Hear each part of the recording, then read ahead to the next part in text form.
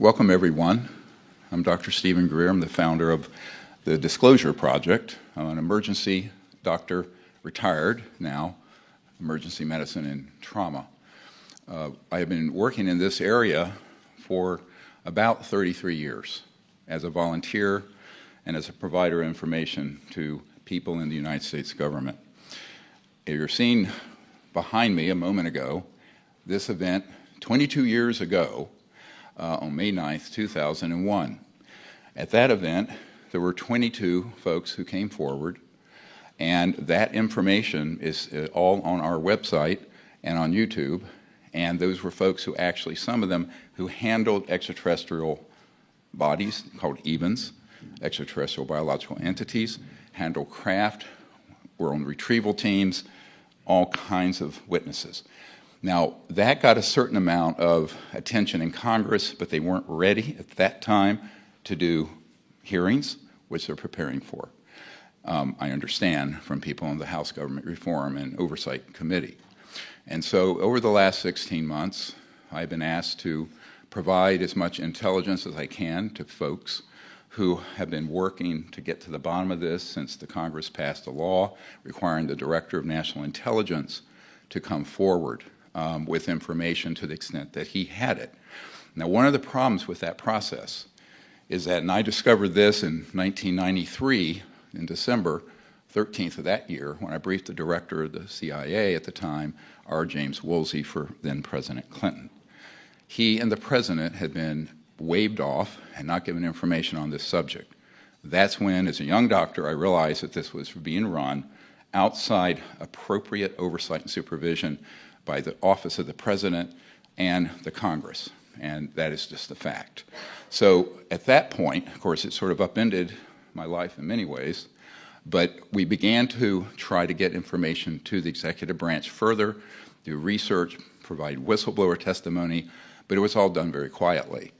I then started providing information to folks in the Congress, such as Representative Dan Burton, who was chairman of the Government House Reform and Oversight Committee, Senator Dick Bryan, Nevada, ironically, home of Area 51, on the Senate Intelligence Committee, and many others.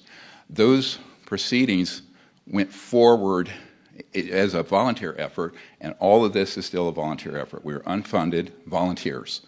And I do want to thank every one of the people here who made this happen, all these military whistleblowers coming forward, and our staff, and most of all my wife, Emily. I will tell you, if my wife, Emily, hadn't been a rock, we wouldn't be here. She's amazing. So,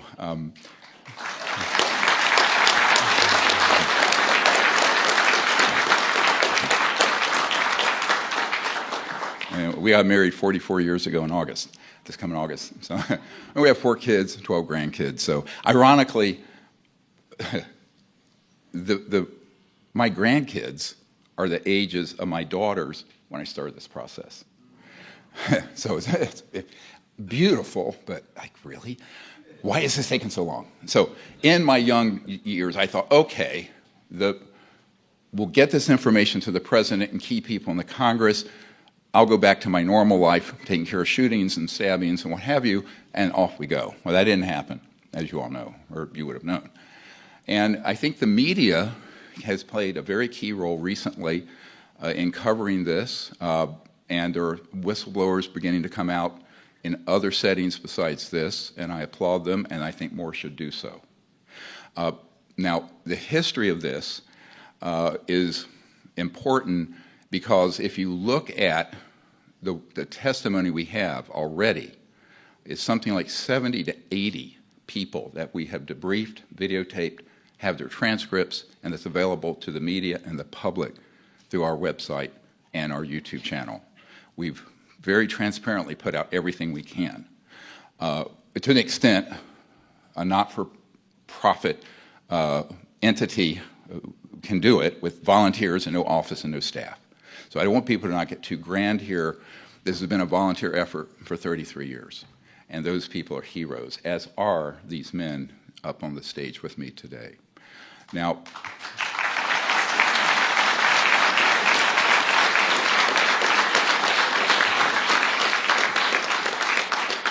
and just a quick trip through some of the previous witnesses. We had Sergeant Clifford Stone, He was on an NBC team, nuclear, biological, chemical, back in the 60s, was actively involved in retrieving extraterrestrial vehicle and bodies, what have you. They were called EBINs, extraterrestrial biological entities. We have his testimony. It's there for anyone to see. We have people like John Callahan, who was the top accident investigator at the FAA when the Japan Airlines event happened in the 1980s during the Reagan years, and they tried to cover it up. He took the original FAA tracking tapes. The Disclosure Project have the originals, and you're welcome to see them. Those of you in the media, we can try to get those to you. So all of these sort of testimonies and witnesses have come forward already. But now we're at the stage where there's real utility, because the official law now is that the government has mandated the Pentagon, the intelligence community, to research this and report back to Congress.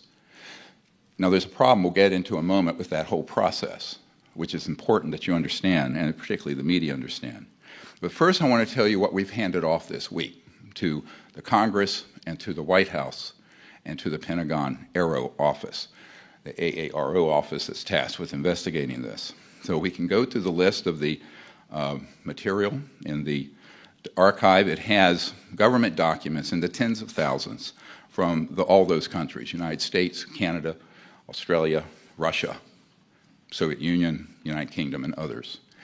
We have 145 top secret facilities, some of which are black sites, that are named and on a map, and you'll see them in a moment. The supporting documentation of it are in the archive, meaning the witnesses' testimony, who they were, when they were there, where the locations is, sometimes up to where the gate is. And that's been handed over to the United States government this week. There are 752 and counting whistleblowers who've come forward over the years. Some of them are now deceased. But what's important, even the ones who are deceased, if you go to their history and their command and what they provided, there is an investigative thread to follow back in. Very important. There are also files with all these witness testimonies that have been provided up to date. In the archive are 121. We learned of another one last night from a very high-level whistleblower who is not ready to come forward. So there's actually 122 crash retrieval cases of these UAPs. And those are documented. Michael Schratt, who is an aerospace historian and is working full-time with us beginning in November, had worked for Lockheed, but not the Skunk Works, on conventional operations. And he is doing those investigations for us, and also the beautiful illustrations of what these witnesses have had to share, and you will see those. Then we also have the documents that includes names of witnesses. In other words, government documents that are not declassified that we have. Now, we'll get into this in a minute. And there are many so-called deep throats who provide intel in the background, who are working with us, some of whom are very senior in these operations. Others are people who have just incidentally been involved. Okay, next. So this is just a thumb pictures of all these guys that we already have come forward. They're there for you to see. They run from NASA folks and all that. It's in the YouTube channel. It's in the archive. Those were done. All these were up to 2001. So we're talking a long time ago, but those exist. It's perhaps a tree that fell in the woods a lot of you didn't know about. Next. And I want to go through this very quickly. This is just a scrolling list of the witness list. Each one of these witnesses has a file where they have either been interviewed or provide intelligence and corresponded with me, and that I have debriefed personally over the last 30 years. So you're going to see this goes on for about 100 named persons, and then it becomes a black list. It just has to be blacked out. Why? I'm not holding anything back except what I've been requested to by people whose confidence I have told them I will keep. So I'm a medical doctor. We understand patient, doctor confidentiality, like an attorney understands that. But until these guys want to be unmasked and come forward, we will not disclose their names, except the redacted list is something available to the media and to the public now. And in addition to that, and it's very important, the unredacted list and the full files, including all my correspondence files, are in the unredacted archive. It's about, let's see, isn't it cool that you can put terabytes on something like this? This is all it is, but it's about a terabyte. We have about 8 terabytes of information. We're in the process of scanning it and trying to put it into a searchable database. This has been provided to the intelligence community, as I mentioned, Pentagon, Congress, and the White House. It is also the redacted version would be available to the media if you can help us get it on a hard drive. We're really not funded properly, and each of these costs several $100s, so we gave it 1,000 of them. It's more than we've ever had. But nevertheless, it is an open archive. Eventually, we want to have it on an internet site, but the names that you're seeing now, you're going to see all their information is blacked out, and it's because they've asked not to be named. Now, they can be known by people who are working in a SCIF and have a vault, and who have the ability to then pursue it in the interest of national security. That has been provided to these key offices. So I just wanted to give you that as sort of an overview of how the list was constructed. It is by no means complete. We have a new whistleblower coming forward every week or two now at this point. And Michael Schratzer nodding his head. Yeah, this has become a torrent. And so we want to set up a mechanism. We're recommending that you'll hear what our recommendations are for the President and Congress to resolve this crisis. Next. So I wanted to mention that these bases, if you look at them, let's go to, this is where all these illegal operations have happened. I'm saying illegal because we can prove that this information, as Senator Inouye said, you'll hear his statement in a moment, has been run by a very shadowy, deep black operation. And we're not talking the legal black budget of the United States. We're talking about projects that presidents and CI directors and secretaries of defense and members of the Congress who have a need to know and are cleared TSSCI in SCIFs, secure compartmented information facilities, have been blatantly either gaslit, denied access. That is the foundation of everything we've done, is that these projects are a priori illegal and therefore unconstitutional and have to be reined in, because not doing so is a threat to the national security. So here is your list. I'm not going to go through 145 sites. Some of them are black sites. Some of them are bases you know about, like Wright-Patterson, Edwards, Nellis, Area 51, so-called. But all of them are based on witness testimony and intelligence we've gathered over the last 30 years, and it's time for it to be disclosed. And so now you have it. Next. Here's one, and people go out in the Mojave Desert. Michael Schratt took this picture when it was okay to fly near it in a small private plane. It is the site for the Lockheed Range underground entrance. What's in there?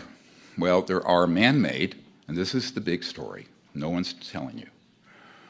A large number of the UAPs are in fact deep black budget electrogravitic, electromagnetic field propulsion devices based on the study of extraterrestrial vehicles that began in the 1940s. That is a fact, and we can prove it. So when you see these sort of places, just remember many of them, I want to be careful what I'm saying here. Someone who is in charge of the black budget of the United States in 2022 and went out to the Lockheed Skunk Works based on some information he had. He was shown a bunch of old jet aircraft. He knew he was being gaslit, and they reached out to me, and I said, what do you want? I'll give you everything we have. And that's what's happened over the last 16 months. So I cannot name this person, but they're a wonderful person of enormous integrity and a hero of our country. So I want to just go through quickly some of the new ones who aren't here. Now, the reason these have initials, they're waiting to be cleared for coming forward publicly. They're afraid. Let me explain to you why they are. This man, here's just his incoming letter. We get these every day. Now, he's afraid he'll lose his pension. He signed an 80-year non-disclosure agreement. He has been threatened, and some of these have seriously had their lives threatened. It's a very thuggish situation going on that the Department of Justice and FBI need to drill down on very quickly. Next. Here's an illustration of one event that he was involved in back when there was a extraterrestrial vehicle that crashed and then ultimately ended up at Lawton, Oklahoma, near Fort Sill. This man has been in a skiff with these objects. These illustrations are based on his direct testimony and hours of discussions since 2016.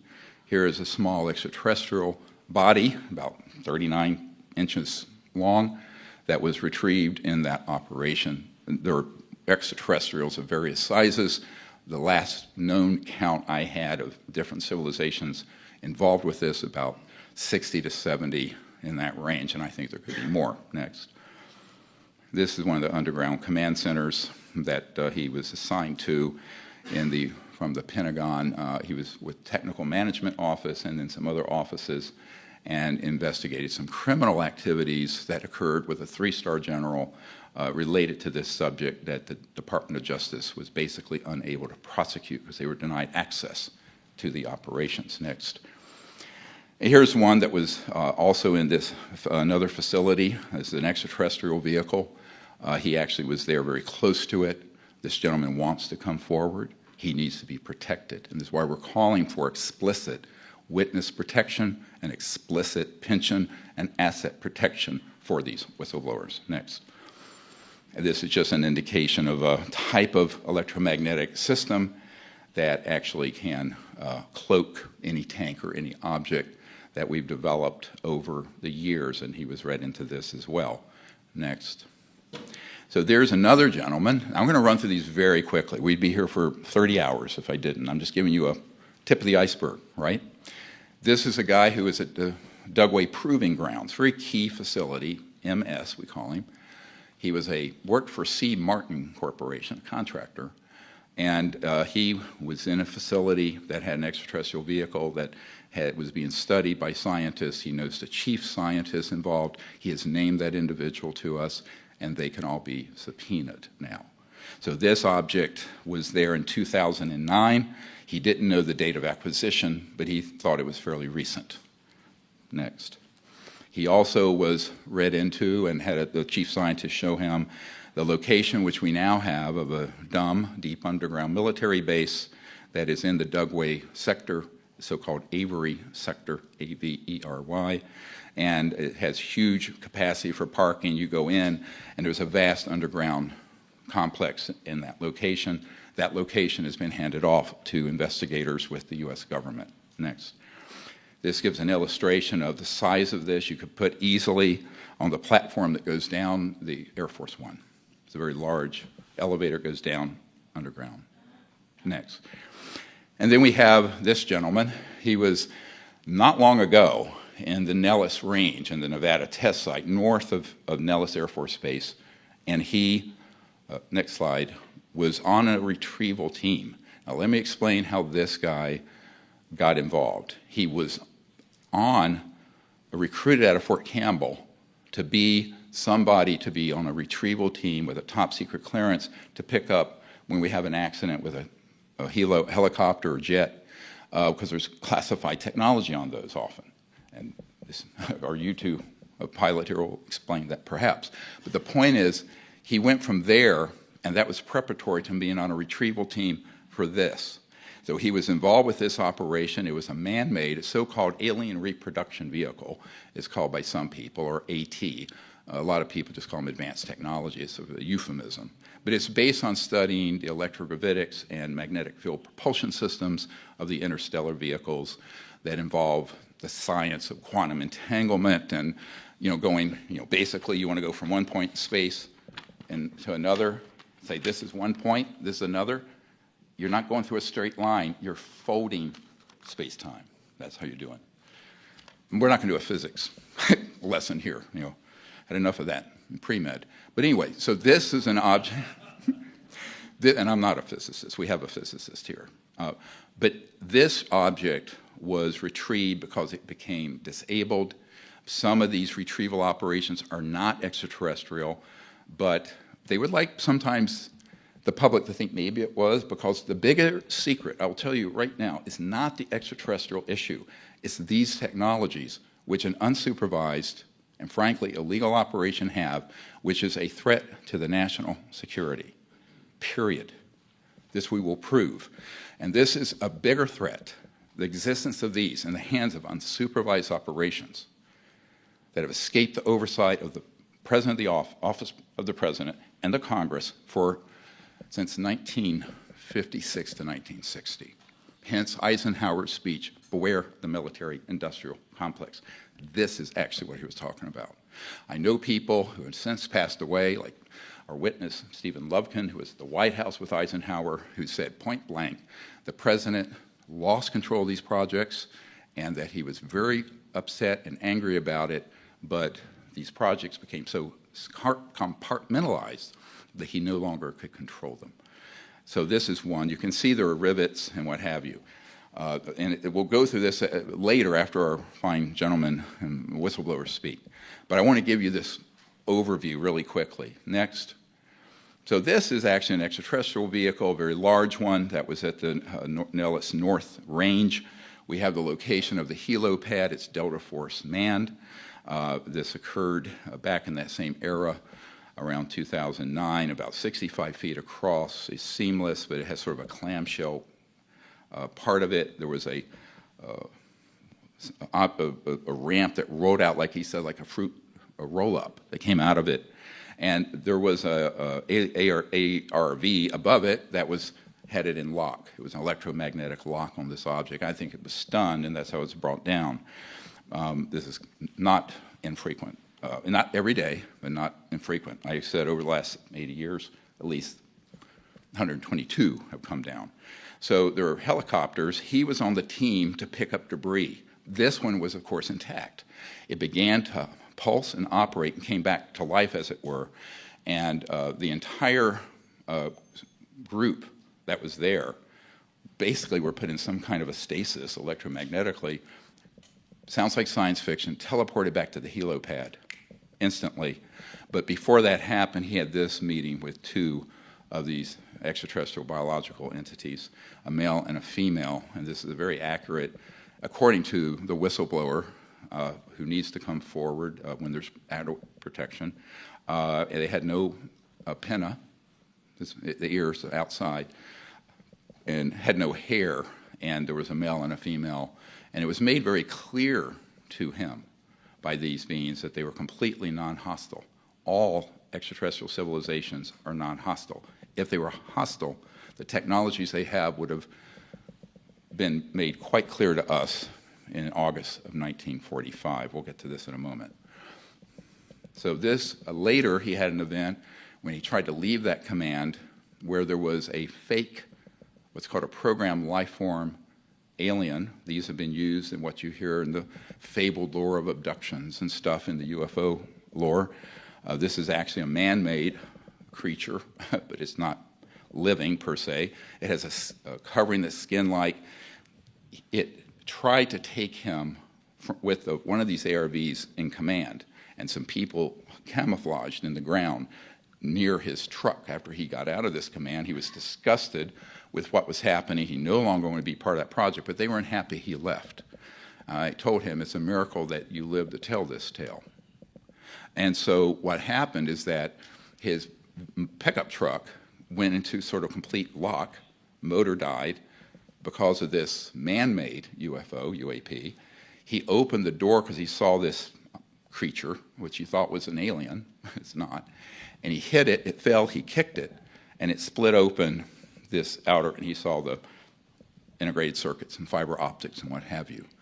This man I've dealt with quite a bit. He was ready to come to the aero skiff. He had a nasty encounter with people who threatened him directly. This is recent. And so we have not been able to bring him to the Aero Pentagon briefing. Next.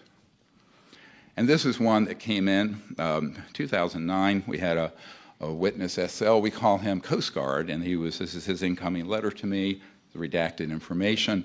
And then he told us about an event off of Guam where his Coast Guard ship, which is a buoy servicing vehicle out there, was called in on a mutual assist, and he got there, and you'll see on the next picture, there was an extraterrestrial vehicle that we had downed but got lost in the deep waters there in the Marianas Trench, and it had gotten caught and tangled up in, oddly, a fisherman's net from Japan, a trawler, big one, big trawler. And so they were called in to retrieve this. He went and did retrieve it. He was part of the crew that most of them went down quarters, but with blacked out windows, he was there above ground, took a very sharp object to try to scratch it, impenetrable, could not scratch it, could not penetrate it. These are very advanced metallurgy, nanomolecular material, interstellar vehicles. Next. So what's going on with this? All of you have seen over the last 4 or 5 years these footage come out, and the Pentagon's confirmed are three-dimensional objects with sensors and what have you, the so-called Tic Tac and others. Now, I've spoken to one of the pilots who chased these objects. You've seen it on CNN, 60 Minutes, all these places. What hasn't been told when this event happened in the early 2000s is that these objects, which you'll see in a moment, particularly one of them, we have matching top secret witness testimony of them being a man-made object that our jet pilots and military don't know exists. This is dangerous in terms of deconflicting operations. So let's go to the next and play this.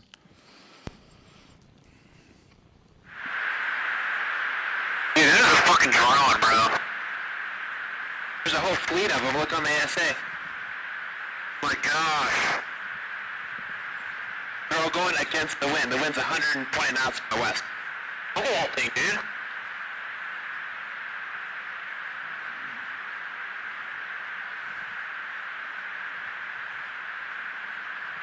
That's not our LNS though, is it? It's not. That is the LNS, dude. Well, if there's like... Look at that thing. It's rotated. This is the so-called Tic Tac now.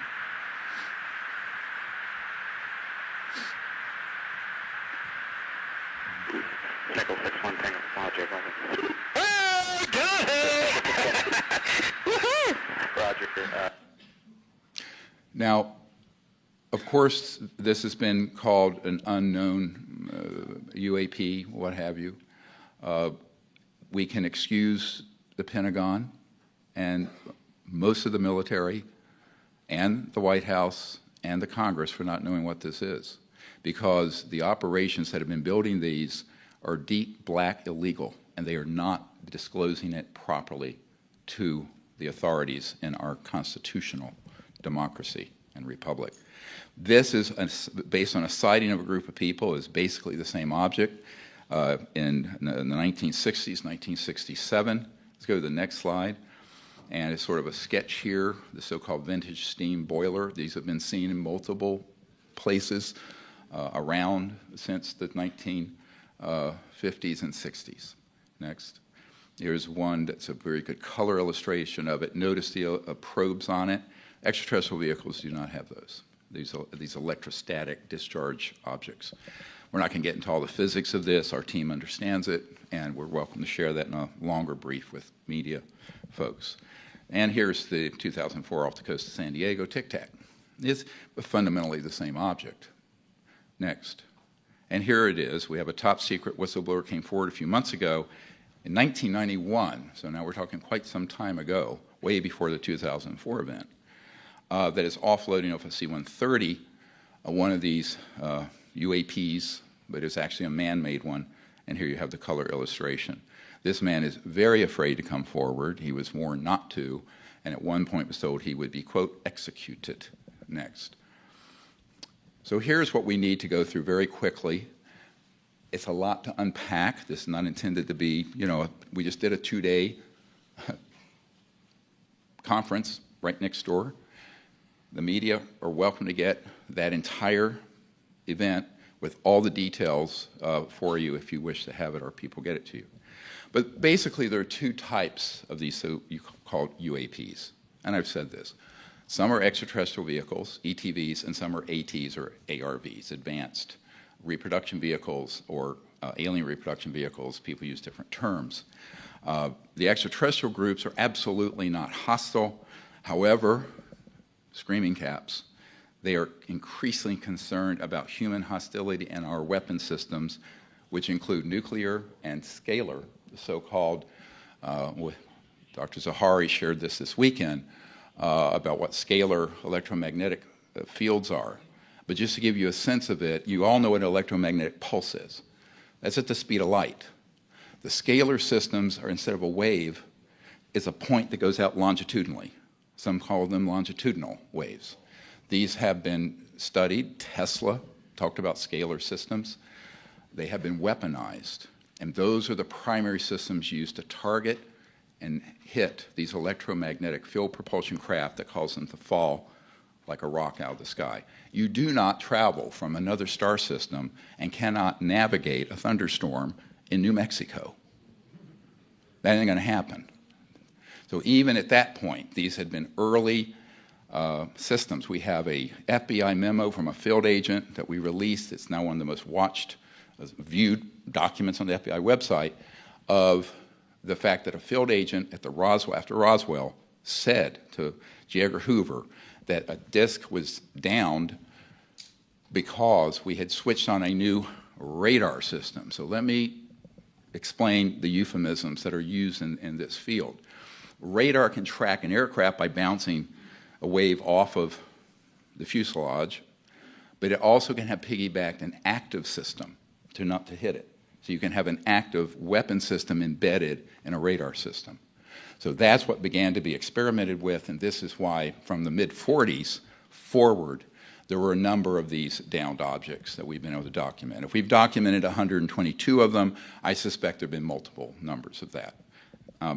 So what's very important about this, these technologies are unsanctioned. They are illegal operations, and this can be proven in any court of law, and we're about to launch a massive civilian RICO action, racketeer influence, corrupt organization action against the corporations and the individuals involved. These technologies would immediately solve the world's energy, environmental, and poverty problems. Why? These are what people call, a senior executive with a big Fortune 100 company contacted us. They're called, some people say free energy, but they're zero-point and quantum vacuum energy systems, pulling energy out of, let's call it the fabric of space-time. These begin to be developed. Tesla knew about this, so I think Elon Musk doesn't have a Tesla, he has a Musk. A real Tesla we didn't have to plug in. I'd have one little battery in it. But the point is that these technologies would have a huge revolutionary effect. Macroeconomically, there would be some losers, oil industry, public utilities, nuclear power, now wind, solar, surface roads eventually would be obsolete. So it's a very significant technological advance, and for nearing a century, they have all been withheld. We just released an educational documentary film you can all see called The Lost Century and How to Reclaim It. It's a 2-hour expose of this. I suggest everyone look at it if you have a chance tonight. So these organizations have also been targeting and successfully down the ET vehicles. The covert group has technologies to launch a convincing false flag operation detrimental to the national security. This was the chief topic of my briefing for 3-star General Patrick Hughes at the Pentagon during the Clinton years, because he was not read into this. There were some events that had happened where you could trigger a world war because your top folks in the Congress, the White House, the Pentagon, and CIA, many of them, if they're not part of this covert group, this deep black group illegally, they have no idea what's going on because of the nature of TSSCI, the hyper-compartmentalization that happened in the 50s. So these actions really are a threat to world security and national security, and they have to be reined in immediately. I want to choose my words carefully here. A clock, I understand, has been put on this getting resolved through hearings and other means, and by the end of this year, it needs to be resolved. And that's all I will say at this point. So these actions really are dangerous. They are crimes against humans worldwide. We're going to get into that. And some of these crimes need to be referred to the international court. Some of them involve, as you'll hear from our attorney, crimes against humanity. We applaud the current actions of the Congress and the President to sign the bill to get to the bottom of this. They have very courageously stepped forward. We're trying to get them everything they would need to know. And I will tell you, the Disclosure Project Intelligence Archive literally has everything they would need to know to get to the absolute end of this. It's been handed to them. So the chief characteristics of this illegal secret government called ISG projects, the CIA folks and Pentagon people and most of the people in the government are victims of this. They're not culpable. When people say, why is the government hiding all this? Well, the government is very complex and it's highly compartmentalized. These operations have been run by a clandestine, unsanctioned group. And therefore, our military and our intelligence community and our political leaders are, in fact, victims of this secrecy. I want to refer very briefly to one of the very first CIA director, Admiral Roscoe Hillenkoetter, who in 1961 wrote to the New York Times and said, the secrecy around UFOs is a threat to the national security, not the UFOs. So what has happened is it's all been turned on its head, where they're trying to say, UAPs are a threat. Well, the man-made ones are. The extraterrestrial ones aren't. This has to be made crystal clear to the American people so we don't stumble into an absolute disaster of epic proportions. So these operations that I've been referring to in the United States, we have parallel projects in Australia at Pine Gap. There are projects in the United Kingdom.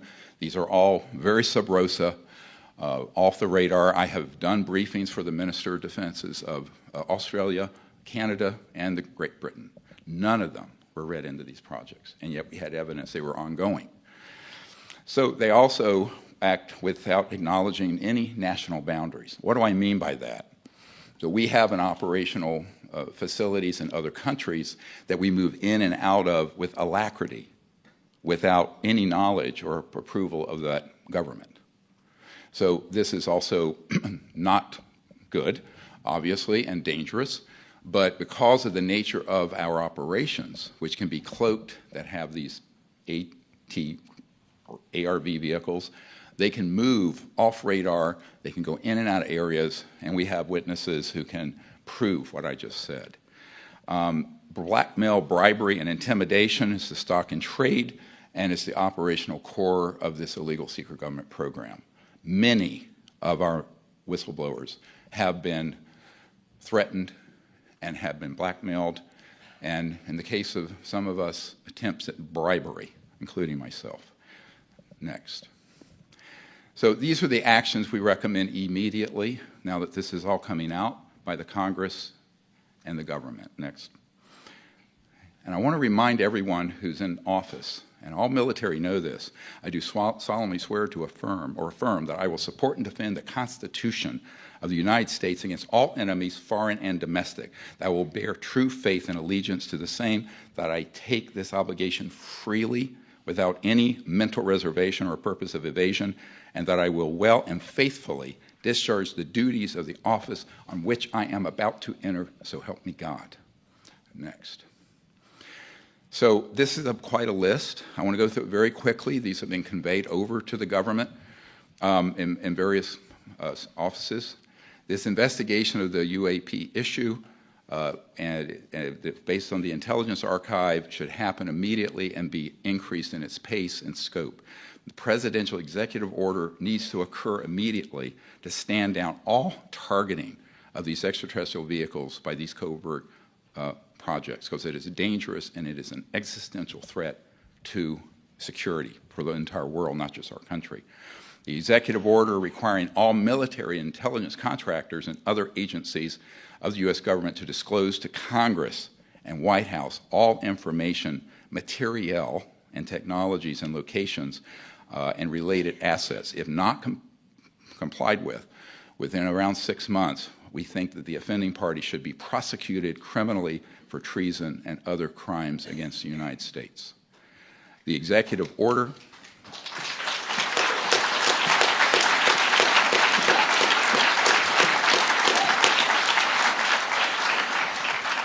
We need an executive order where the State Department and Pentagon coordinate a global diplomatic as opposed to military response to these extraterrestrial civilizations. Should have happened. Barry Goldwater, Senator Goldwater, told me it was a, excuse my language, goddamn mistake then and goddamn mistake now that this was ever kept secret like this. He was not allowed in this project. When he tried to get in, General Curtis LeMay told him he could never ask him about it again. We have that whole trail with former Senator Goldwater. So we also need to have an executive order so that the U.S. Patent Office that has seized these zero-point and related technologies under bogus application of the national security laws, and we have a copy of an inventor had one of these happen to him. Those have to be reversed, those patents have to be released, and inventors and scientists around the world that have come across these, look, the laws of the universe are universal, and they've been discovered by folks, they get grabbed, they are either put on a black shelf or they get this national security order slapped on them. Those have to be reversed and those should be released open source to the public.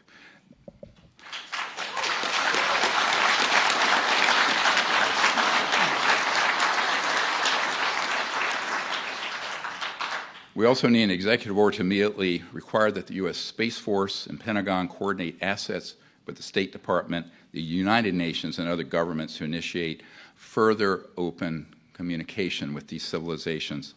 The Space Force could be very useful in this regard if it's deployed properly. All of the military would be very important.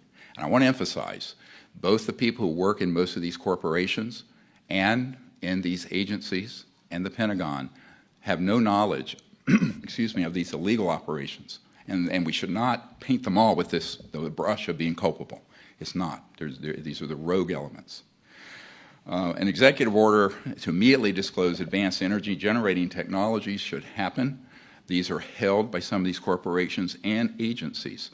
This would, within 10 to 20 years, end all pollution on Earth and all global poverty. This is not a pipe dream. Those technologies are extant. They have been around for a while, and we need them, and we need them 60 years ago, 70 years ago.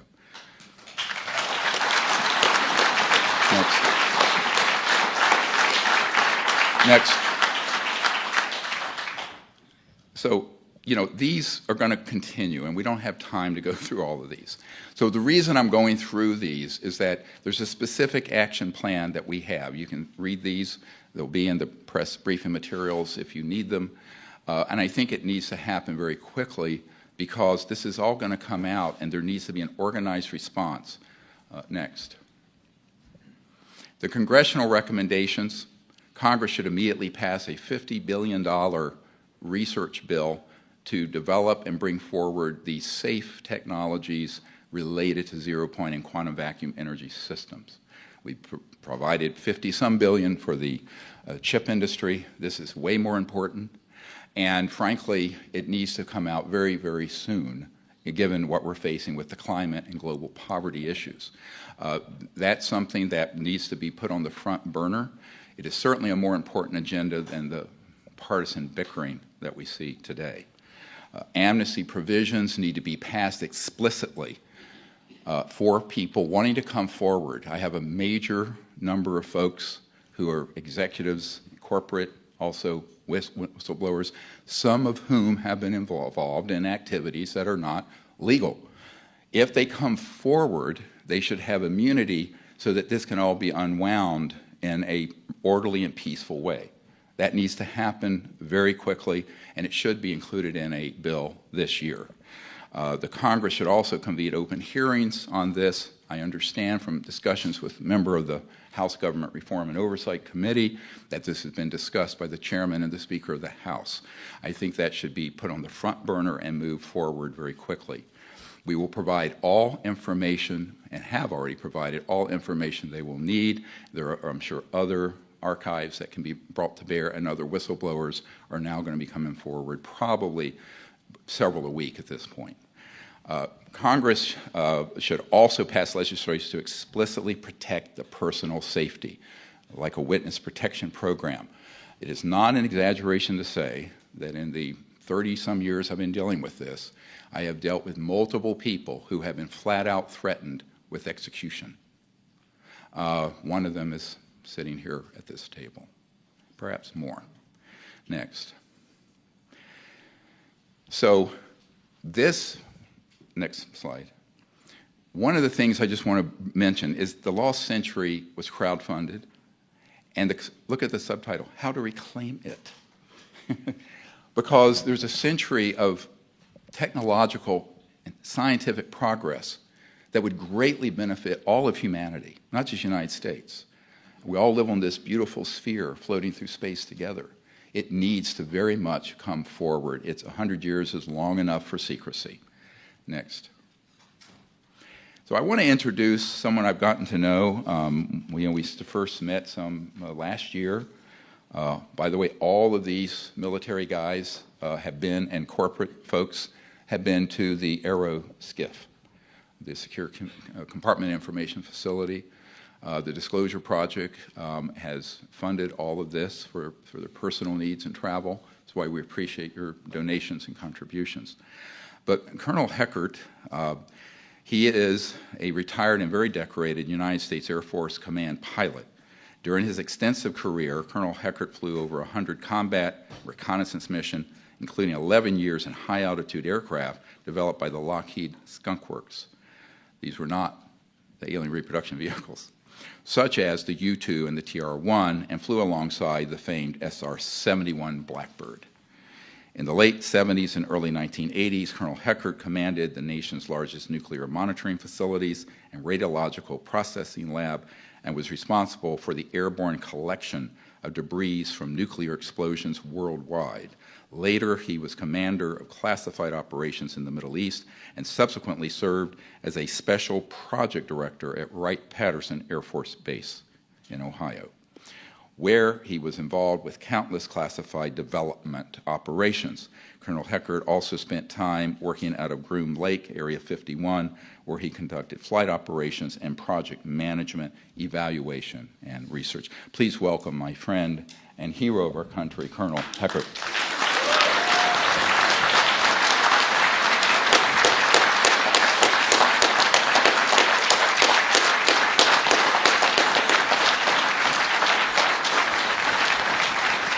Please. Well, thank you for being here and listening. I need to establish just a couple facts. I've been involved with SCI vaults and code words since 1964, and my last access with the Air Force and other agencies was 1967. For the last 8 months, I've been involved again in SCI discussions, thanks to this gentleman and all of these people sitting next to you and all of those volunteers. The things I want to share are first just a little bit of historical information quickly. You know the name Kelly Johnson. Kelly Johnson and the gentleman, Ben Rich, who succeeded him, I got to know very well. I've got a 1953 UFO report signed by Kelly Johnson and his engineers, and in that same UFO thing, about 4 hours later, it appears over his house.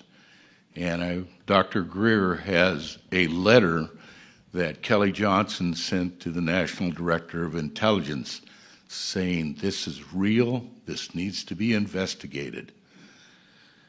I am very fortunate to have been a pilot. I've got over 7,000 hours of time. I currently live in Alaska with my wife, Alice, and a whole bunch of grandchildren, and that's a real blessing. The two documented encounters, and I'm sorry that, do they have that up on the screen, or are they just showing that on? I'll make sure it's available, but these are the two airplanes that I flew that had UFO encounters. The first one was during the latter stages of the Vietnam War. I was flying an operation called Linebacker 3 going into Laos. I was in an orbit at 14,500 feet, just south of the Laotian border, and my two armed escorts, because the RF is unarmed, and they're there to protect me, were delayed on takeoff. So I'm doing just a racetrack type of orbit. There are things that monitor in warfare called GCI sites. These are radar sites that vector in the fighters to the people that are intercepting you. What happens next is that I get an alert from 3 GCI sites and the early foreman AWACS that I've got traffic that is a fast mover near Mach 1 coming out of North Vietnam, Laos, heading for me in orbit. That concerns me because my armed escort isn't there. Now I'm completing about halfway down this next pathway, and they tell me, oh, don't worry, that target is above 70,000 feet, and you know it can't get at you at this point. So I'm a little relieved, but then I finally get to see it, and it's on a wavelength of light that I've only seen one other place, and that is in a nuclear pile on an active nuclear power generation, and it's called Teller light. It is very unique, very white, very, very bright. So we look up, and it's an 11 o'clock, and over here off my left shoulder about 10 o'clock. My backseater is stumbling to make their emergency detection systems and our defensive systems active. We watch this thing, and it's way above there, and I'm a little relieved until all of a sudden, through the mid-term of the orbit, it comes from 70,000 feet down to 12,500 feet in 2 seconds. And now it's tracking off my nose and staying at 5 nautical miles away. That sets off everything in my aircraft. The 3 GCIs and the AWACS are really concerned about me at this point.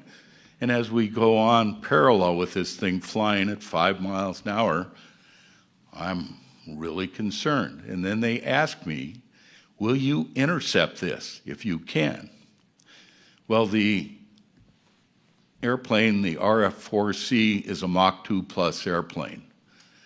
I've been in flight for a little while, and so I've probably, if I go to afterburner, only have about 15 minutes of fuel left. But I agreed to intercept. The reason I did was I have a new, one-of-the-kind IR infrared sensor, but it's on the bottom of the airplane. So my backseater and I agree, hey, this is important. We can see this. We need to document it. I go to afterburner, and we accelerate very quickly through Mach 1, go up to about Mach 1.2, and I close to within 3 nautical miles of this UFO. And we've got it now on our radar. We've got it pegged. The guy in the back seat can't see it on his display because that sensor's pointing down. So I pitch up, do a supersonic climb up, and he says, we got it, we got it, we got it. That white light at 3 miles goes out of sight within less than 2 seconds. And they say, don't worry about it. It's above 80,000 feet in those 2 seconds. I go back to the home base because I'm out of fuel, land, all that material, all the mission material is confiscated, and I'm told, don't talk about it. Well, what happens next is I'm not happy with that answer because I've seen something very, very real. I call the GCI site on what's called the Audubon or telephone system. I say, hey, I'd like to talk to the senior controller that was on duty, tell him I was a UFO pilot that they were just controlling. And he comes on the phone and says, hey, we're all really excited about this. And then I hear him say, yes, sir. Okay. It says, bye. Click. I couldn't talk to the other two GCI sites, and that goes away, and I never know anything about it until later. The next one is on a U2R, and that's a blackbird. I'm at 70,000 feet above that on the DMZ of Korea. This has been a combo mission, which means I'm taking photo intelligence during the daylight, and I'm doing what is called an ELINT comment mission in a butterfly track 3 miles off the DMZ. We have a sunshade that protects you during the daytime in the U2 because the sunlight's so intense. You're about above 98% of the atmosphere at that point. Anyway, I have that slidden back, everything's looking good, and all of a sudden I am blinded by that same frequency light from above. It turns my black airplane white. And the U2, as the last ditch saving method to avoid a missile, can do a turn at less than 7 nautical miles at the same altitude the SR-71 is at. SR-71 takes 160 miles to do that same U-turn.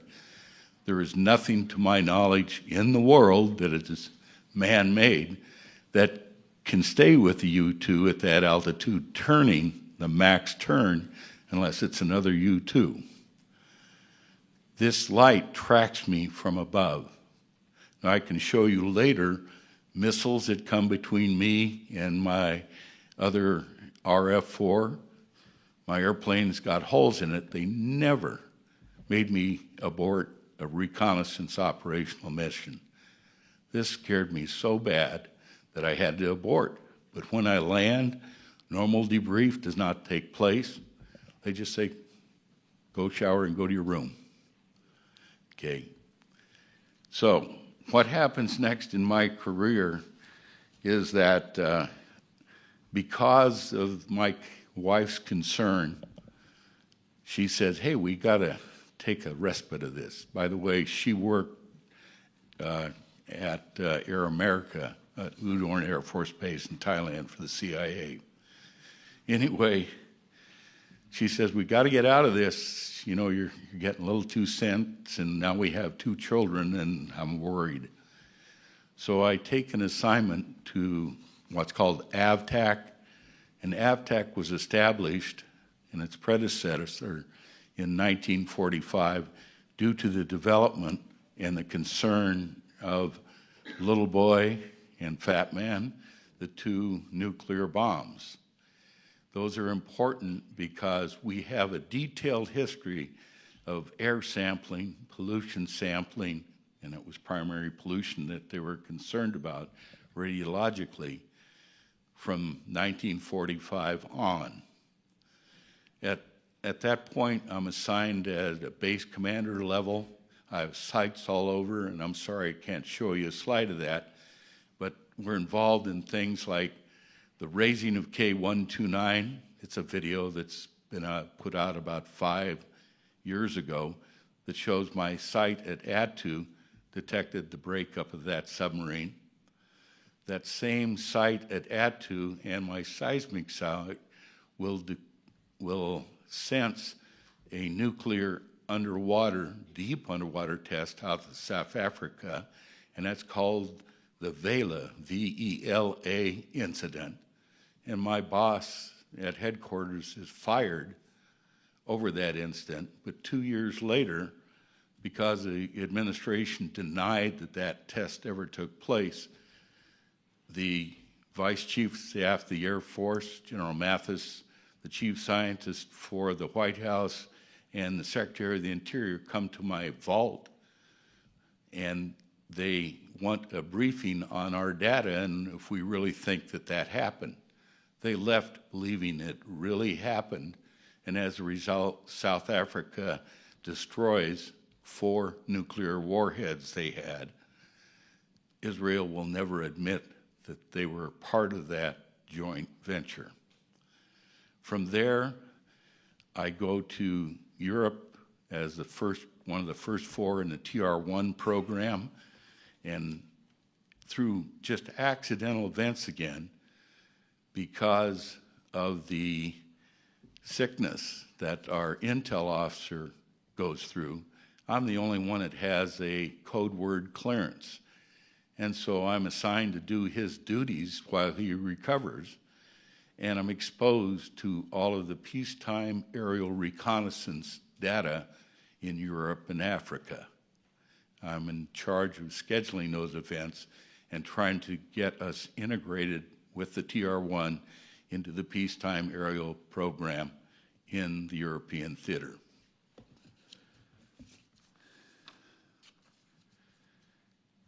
From there, this is supposed to be a 4-year assignment. At the 14th month of my tour in Europe, I am required to, or I was asked, do I want to fly a high flyer again?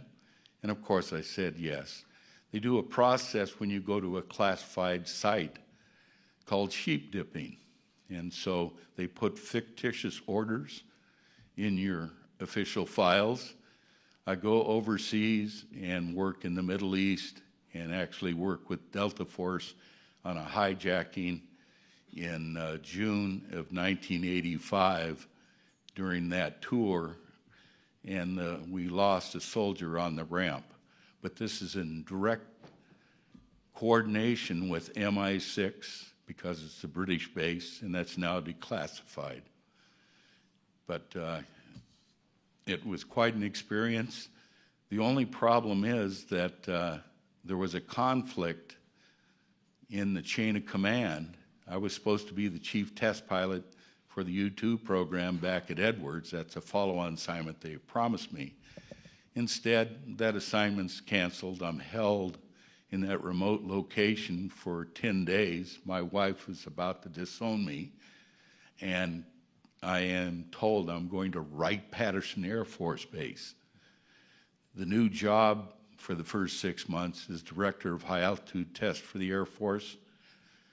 The next job, and this is through the end of my career, is the Program Director for the U-2, TR-1, SR-71, and other advanced classified programs.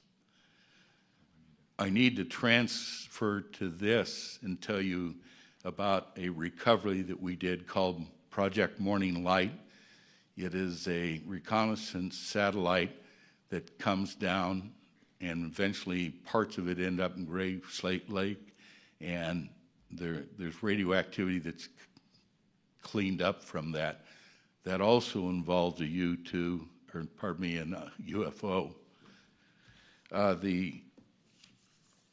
The other thing I want to just share with you is the 3 events in Area 51.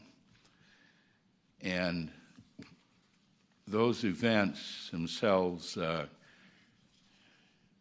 first a security breach, and the reason I'm there is because some of my funds in my black programs, and I was required to justify that black budget to the House and Senate Select Intelligence Committee on a quarterly basis.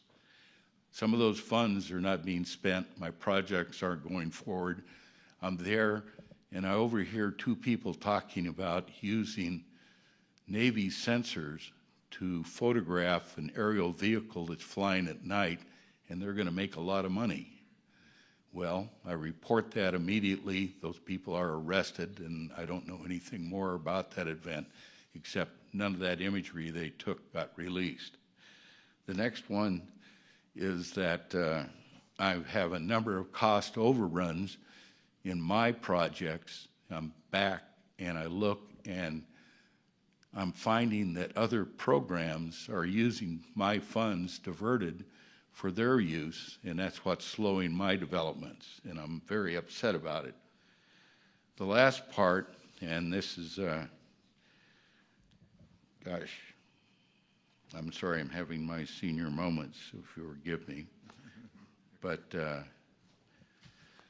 I will let you, but I'm available afterwards. I'm sorry I've taken so long. I know this is a tiring briefing. Thank you.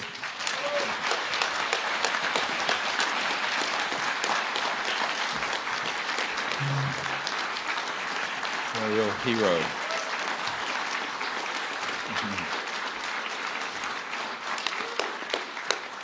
Thank you, Lieutenant Colonel Heckert. There's a lot more. I said each of these witnesses have stories to unpack from, for example, Area 51 and what have you. It would take hours, but I want to give you a sense that this is really the tip of the iceberg. These represent 0.5% of the Disclosure Project witness list. So the next gentleman I'd like to introduce has become a figure of great support for us. He's a Marine who in 2009 in Indonesia had a direct encounter with one of the man-made operations, and he is Michael Herrera. He has very courageously come forward. The first time he contacted me, because I know of these sort of operations that he came across on his mission, I told him that every single person I knew who knew about what he had seen had not lived to tell this story. He is enormously courageous. Thank you, and welcome to Michael Herrera.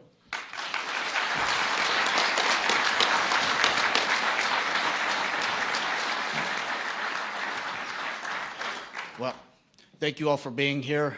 What I'm about to tell you hasn't been something that I've disclosed until recently in the help of Dr. Greer, among other people, so I appreciate your help with this. In 2009, my unit, which was most decorated infantry battalion in the entire Marine Corps, which was 2nd Battalion, 5th Marines, was called in to do humanitarian assistance operations out in the Philippines, which was Operation Quetzana, which we were attached to the 31st Marine Expeditionary Unit, which conducts maritime operations all throughout Southeast Asia, in conjunction with the 7th Naval Fleet, which houses one landing helo deck, or LHD, among LPDs, which is what I was on, called a USS Denver. Ironically, that's where I'm from, so kind of felt like home. Now, during that operation in Quetzana in the Philippines, they had actually heard that a tsunami and earthquake hit the western part of Sumatra, which is western Indonesia, Padang City more specifically. Out of all the ships in the 7th Fleet, the ship I was on was the only one that was routed to that location, which was oddly strange, but then again, this is my first humanitarian operation, so I don't know the logistics of it, but the skipper of the ship would probably know that information. So this happened September 30th. We ended up getting called and dropped anchor around October 8th. We are briefed in the ward room, which is the officers' mess, where they eat like their cafeteria per se. We're briefed that there is some of President Obama's family members that are present on either in the city or somewhere near there. They had a SEAL platoon that was ready to go to retrieve those people. Us knowing well that Indonesia is also the 2nd largest terrorist capital where they train these guys, and they'll send them up to whatever theater of operation where anybody wants a piece of the United States, they ship them up to go handle it. So we know that well, and we were then briefed that we were going to be armed during this operation, just to also provide security for the transportation coming to basically drop off medical supplies, sheltering items, food, purified water, things like that. So they ended up selecting certain Marines to go ahead and do this. We were only in sticks of six Marines, so it had NCOs on top of other Marines to help with that. So we again boarded CH-53 Super Stallions, which are gigantic helicopters that are roughly 100 feet long. I love the design of them. It's my personal favorite. But we ended up boarding this on the ship, and we flew to the southwestern part of the city, which is Padang. Looked a lot different through satellite imagery that I've recently seen. Back then is a lot different, especially because most of it was decimated, on fire, rubble, flooded, you name it, basically the worst kind of scenario you could ever see. From then, once we touched down on this landing strip, it took probably about 2 minutes. And then again, the pilots got radio confirmation to go ahead and drop us into certain parts. So we again dropped to a hasty LZ, which took probably about 6-7 minutes to fly to from that position. And we dropped to a hasty LZ. We got off the bird, and what we were instructed to do at that point through the briefing was to push to a high ground at least to get better observation. As a Marine, the tactical advantage that you get from having a observation from a top point is you see everything clearly. You could also coordinate from there. At that time, we had did a tactical column, which we were able to get eyes on pretty much everything, especially with 6 Marines, so we have the effective communication at that point. If we need to engage, we can properly do it within the amount of ammunition we've got, as well as the weapons that we got, which were only M16A4s. So at that point, we decided to push forward. We trekked up about 300 meters. At this time, I have a Panasonic camera that has the ability to take photographs. It has a ability to take videos, obviously. When we got to this high point, I was taking video camera, and I had actually turned to the north, which just kind of slopes down. And right there was something that stuck out like a sore thumb, especially with jungle terrain, things like that. Vegetation, very green stuff, was something that stuck out so well. It's always going to be basically imprisoned in my mind for the rest of my life, and it has been for 14 years, was something that was rotating, and it was transitioning between colors like a light matte gray as well as a dark matte black. So in between, that's what it kept, and it was very smooth. We had all looked at each other as we got online, and we decided to investigate. The further thing I want to say is that I actually took pictures and video of this before we actually trucked down. We had a dump pouch where we basically, if we expend ammunition, we want to retain our magazines, so we put those there. So I dropped my camera in there, and we decided to go down. We didn't have any communications, which was weird, and that was a very odd thing, and it's something that either could have been good that we didn't, or it could have been something that could have been very bad. And it just however you want to look at that. Once we got down this slope, we were approximately 150 meters away from this craft. When we all got to the point where we could see it, just like behind here, again, Mr. Schratt, phenomenal job. You can see that the craft here actually was roughly about 300 feet. And the reason why I know this is because you could fit 3 of the helicopters that we flew in on underneath this craft. It was rotating a clockwise motion. The panels here that you see, the black ones, at least 3 of them, was like a Vanta black, very dark. I have no idea what that was.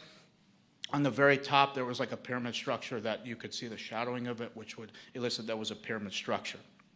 And it had an audible hum to it, kind of like a guitar amp if you were to unplug that, or like a transformer. It's very audible. If I was to hear that sound again, I could tell you, okay, it's probably this thing or something similar to that. It's very distinct. And the way that it was floating, which was about 15, 20 feet off the ground, it was kind of a very eerie thing to see because I've never seen anything like that in my life. When we got up to that point, we were then intercepted by a team of soldiers or rogue military force, if you will. The most concerning thing about this is they all had American dialects. They had American gear. They had OTVs, black. They had black camouflage. They had very similar setups to what we have, but more high speed, something what you would see special operation groups these days have. They had no insignias on. They had no ranks. They had nothing that would signify who they were.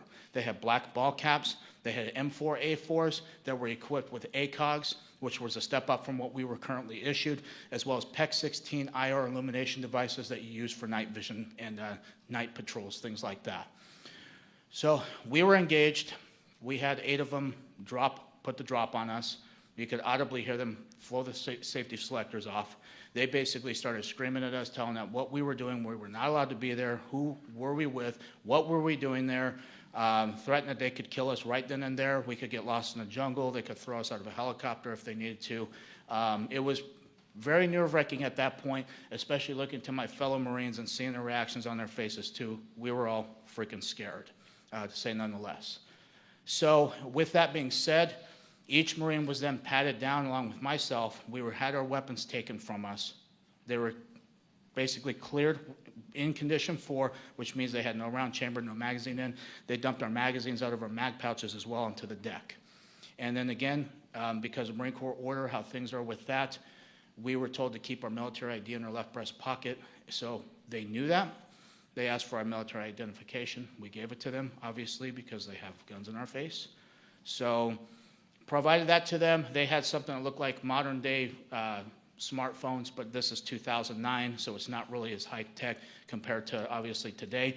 So they took some pictures of our military ID, and then they had something remind me of a BAT system, which is a biometrics tracking system that we would use. This is for insurgents or anything like that. It would take fingerprints, it would take retina scans, it would take pictures of them and document them. So if there's other militaries that were coming to relieve our post, they would actually have this information too to know who they are dealing with. That's what it reminded me of, and I had trouble scanning the IDs. As this is going on, we're going back between these guys as well as what's going on in the background. At that time, there was 4 of these trucks, which were F-350s. They were up-armored. They were pretty beefy. They had weapon cases that I've seen before because of something that we've actually loaded weapons into. They had 2 of them that were in the back of each truck. They also had these containers that was illustrated right here, which come to find out through recent revelations from yesterday from somebody who came forward to Dr. Greer. I don't know who they are, but what they had told him and what he has told me is that this gentleman knows exactly what these were used for because they had like a cylinder on the front, which is either for oxygen or what I have hypothesized was for vacuum sealing, which lead me to suspect that they were smuggling narcotics or drugs. Come to find out it's more disturbing than that. This gentleman has first-hand account with this and says that it was for people. It's very disheartening, especially because that part of the world have already gotten ravaged, and it's something that is very hard to see right now because of what I've witnessed, and it's very disheartening. And this is why I'm up here. So they loaded these onto this platform that you can see right there, and as they got up there, like I said, I was going back and forth. These guys are still searching our stuff. They're still, pointing their weapons at us. And after the last 2 trucks that I saw that actually got onto that platform unloaded, they had 4 guys in each truck that would unload everything. However they did it, I can't tell you because, again, I was focused on this as well. And these trucks drove off. As that happened, this platform actually rose up off the ground itself. The top part of the craft actually met it down in the middle like this, and it formed into one solid piece. It floated right above the tree line. As soon as it was able to break that tree line, it actually had on the corners of each of these, which was an octagonal shape craft, by the way, on each corner it emanated a light. It was either red, yellow, green, or blue. Only those 4 colors I can distinctly remember. It didn't make any additional high-pitched sounds when it rose up. Once it got past that tree line, it shot over to the left, basically where the ocean was, at so fast, I would estimate probably 3,000, 4,000, 5,000 miles an hour instantaneous like that. There was no rotor wash, no exhaust that would disturb the trees, vegetation. The coconuts that were on these trees were not even touched. It produced no sonic boom. This thing was so fast.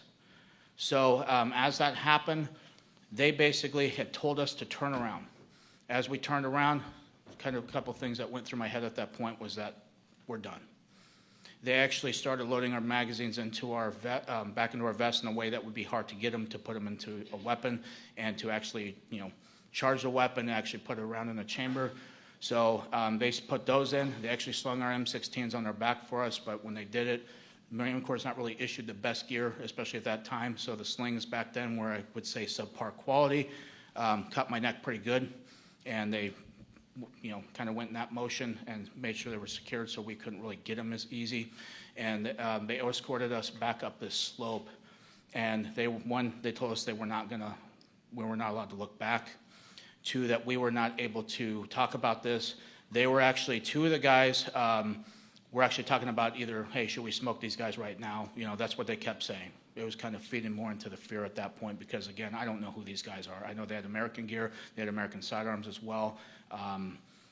If these guys have actually taken an oath like we have, and then why they're going against people like us and even willing to kill servicemen who just even stumbled onto this, it just blows my mind, and it's very sick. So as we broke atop this hill, we decided to book him.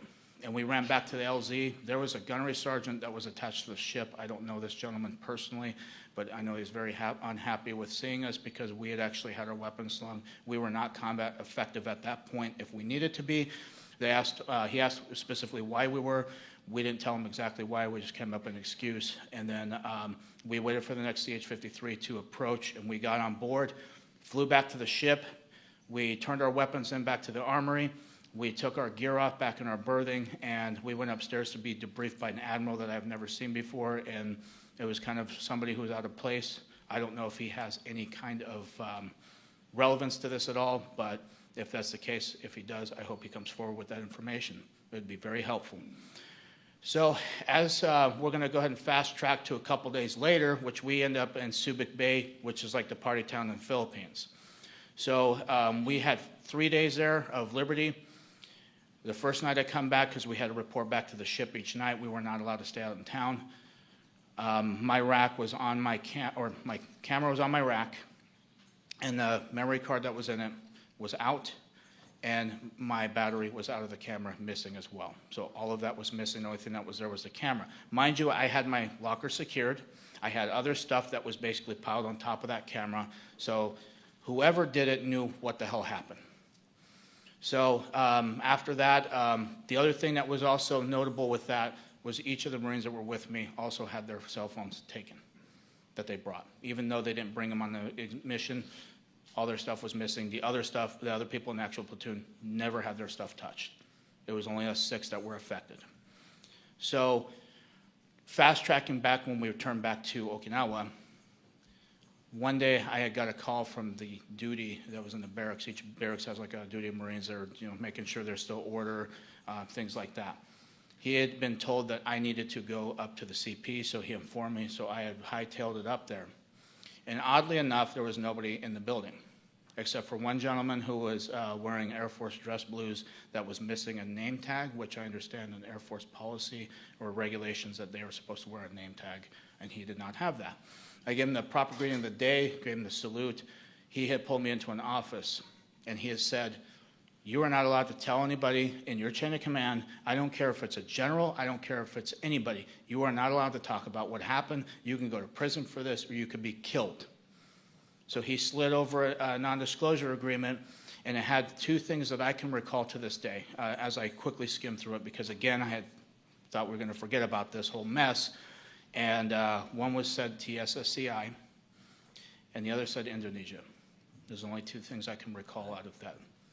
So I was forced to sign that. I signed it, and I had got the hell out of there as quick as I could. Before I did that, I tried to ask him who he was, and he would not tell me who he was. So I hightailed it back, and I have not spoken about it ever since I was able to recently, because what the law passed. But that is my account for you guys. This is also an urging for anybody in Washington, D.C. who's a political figure. Please get this under control, because there are people who are either being hurt or killed by this, and it's something that needs to be addressed. Please.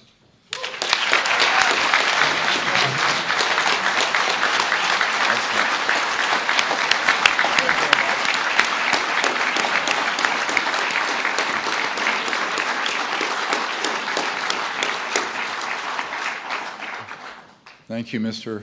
Heckert. I do want to share that also when we reached out to him, we have the names of the other 5 people in the platoon. Of course, these will not be disclosed because they have requested their names not be, but there's corroboration.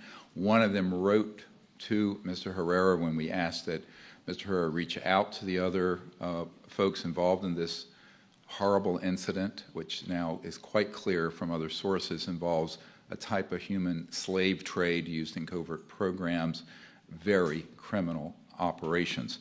He said, "Hey man, this is asking too much, and it's not worth the risk. My family and military career far exceed anything you are asking of me. It's not worth my life or jeopardizing my family. I know we go back, but this is asking too much.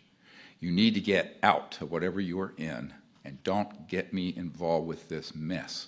My career isn't worth helping you. Don't ever ask me to do this shit, excuse my language, again." This is from a Marine platoon member. Now, many of the people in the Disclosure Project Intelligence Archive are folks who have had that response because they need protection in their career. Some are still in the military. One I'm dealing with still has a TSSCI clearance who contracts with one of our agencies here outside D.C. So I think that this has to be dealt with in an orderly fashion immediately by the Congress and by the President. Next, I'd like to introduce Stephen Digna, Jr. He's a U.S. Army veteran, disabled due to an incident. He also was a witness to a Raytheon Corporation event at Fort Irwin, California. His story is very involved. He's just going to give you a few of the highlights in the interest of time. But thank you very much. Thank you.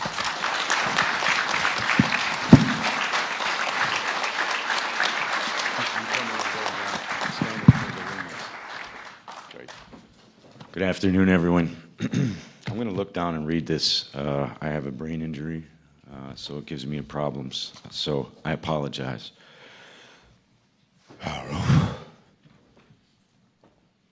My name is Stephen Michael Digna Jr. Doctor, I'm sorry. These are slipping my hands here. Sorry. That's okay.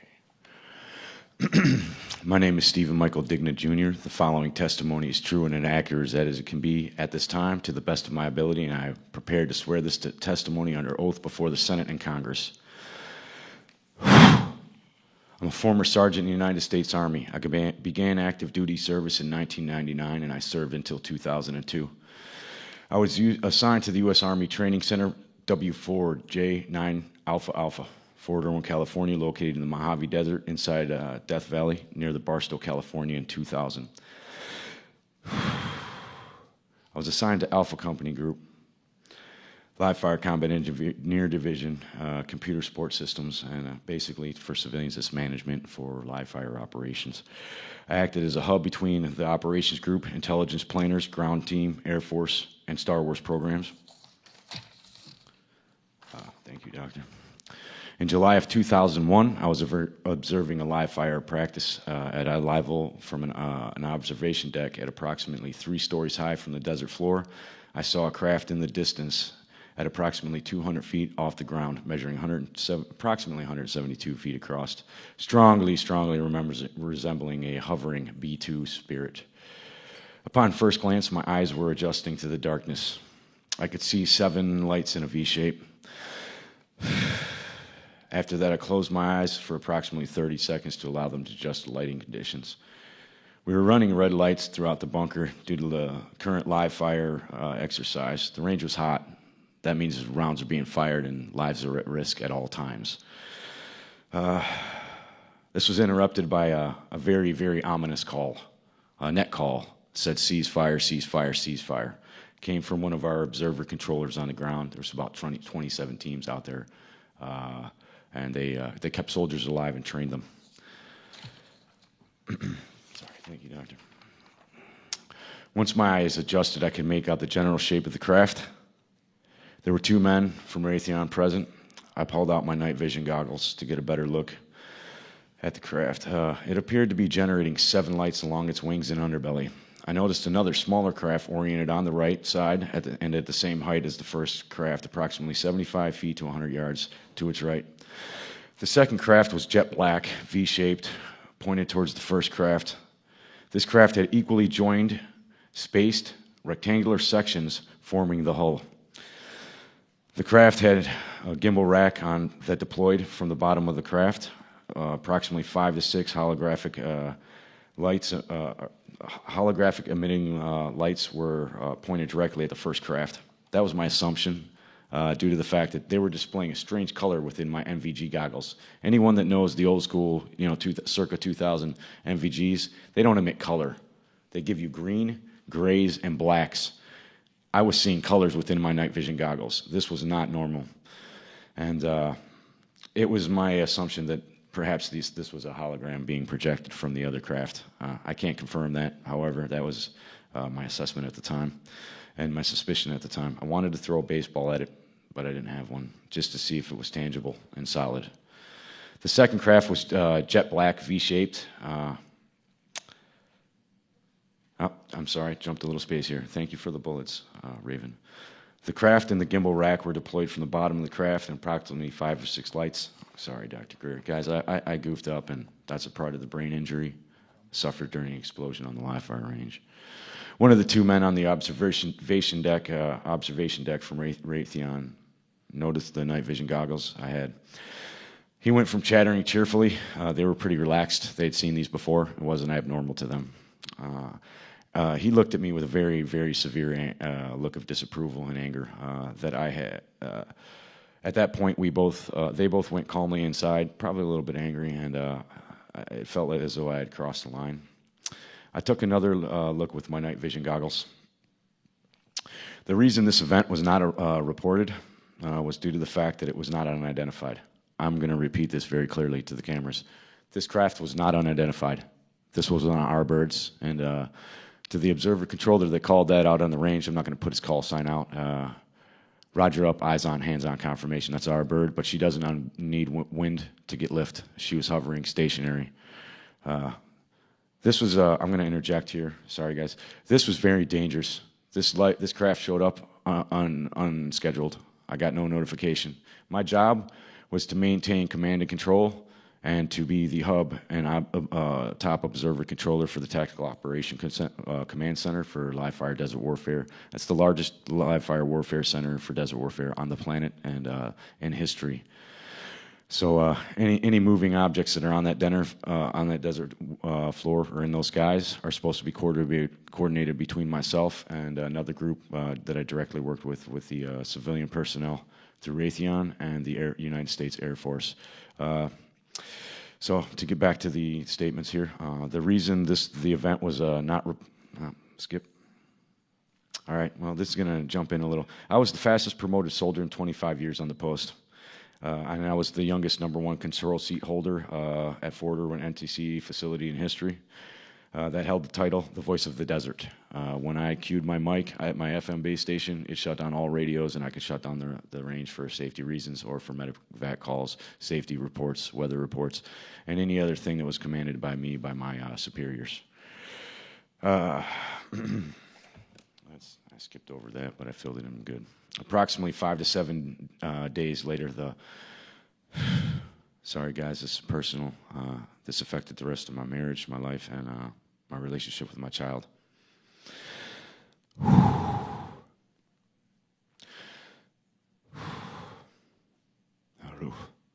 Approximately 5 to 7 days later, the following incident took place on Fort Irwin Road. It's the one road leading into the base.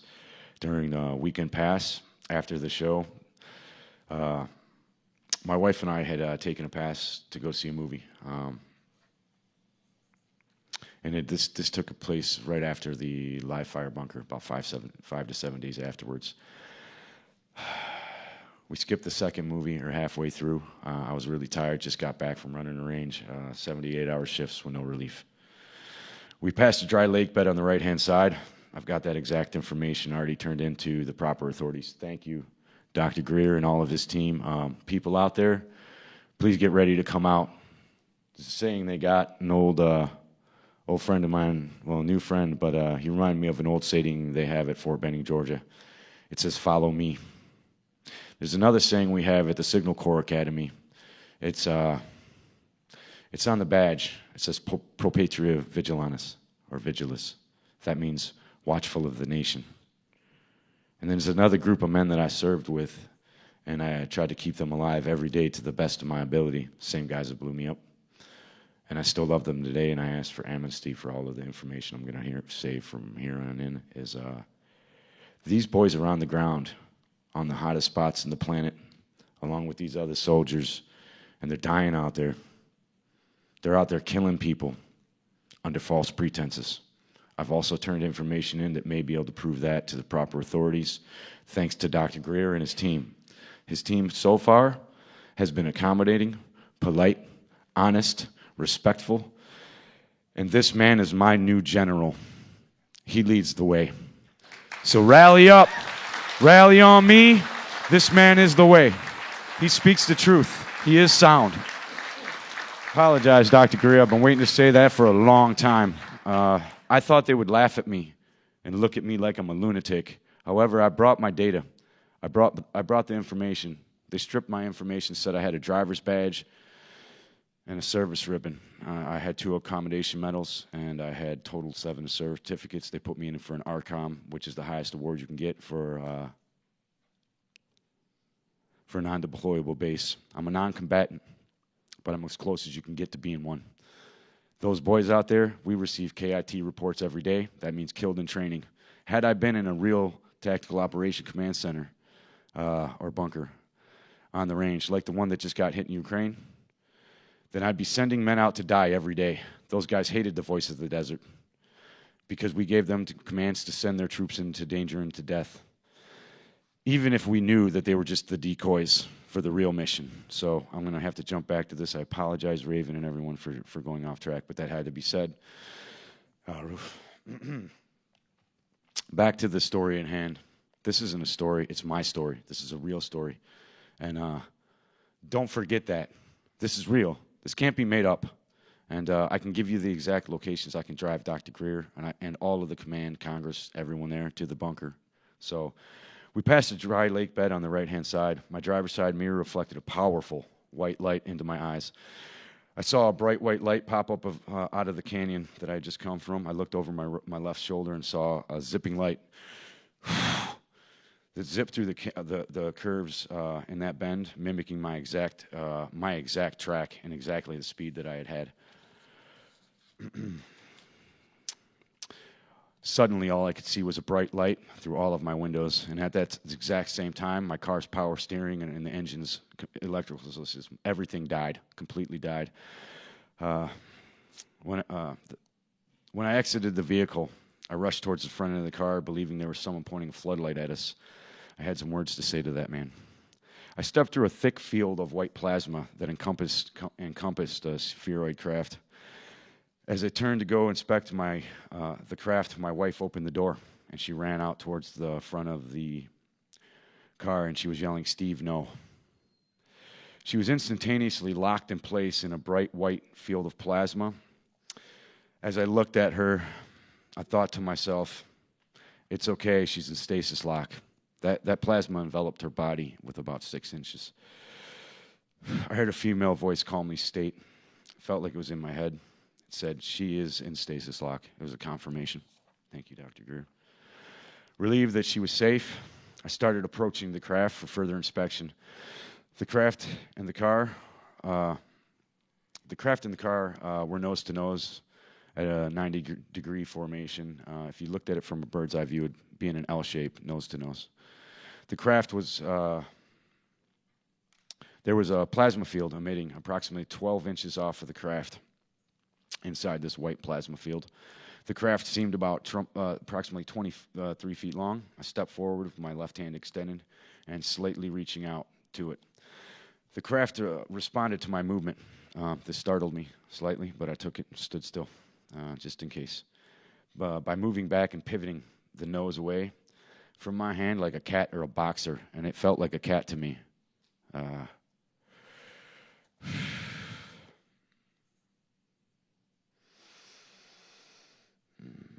Okay, sorry, lost my place. The exterior looked like polished black onyx.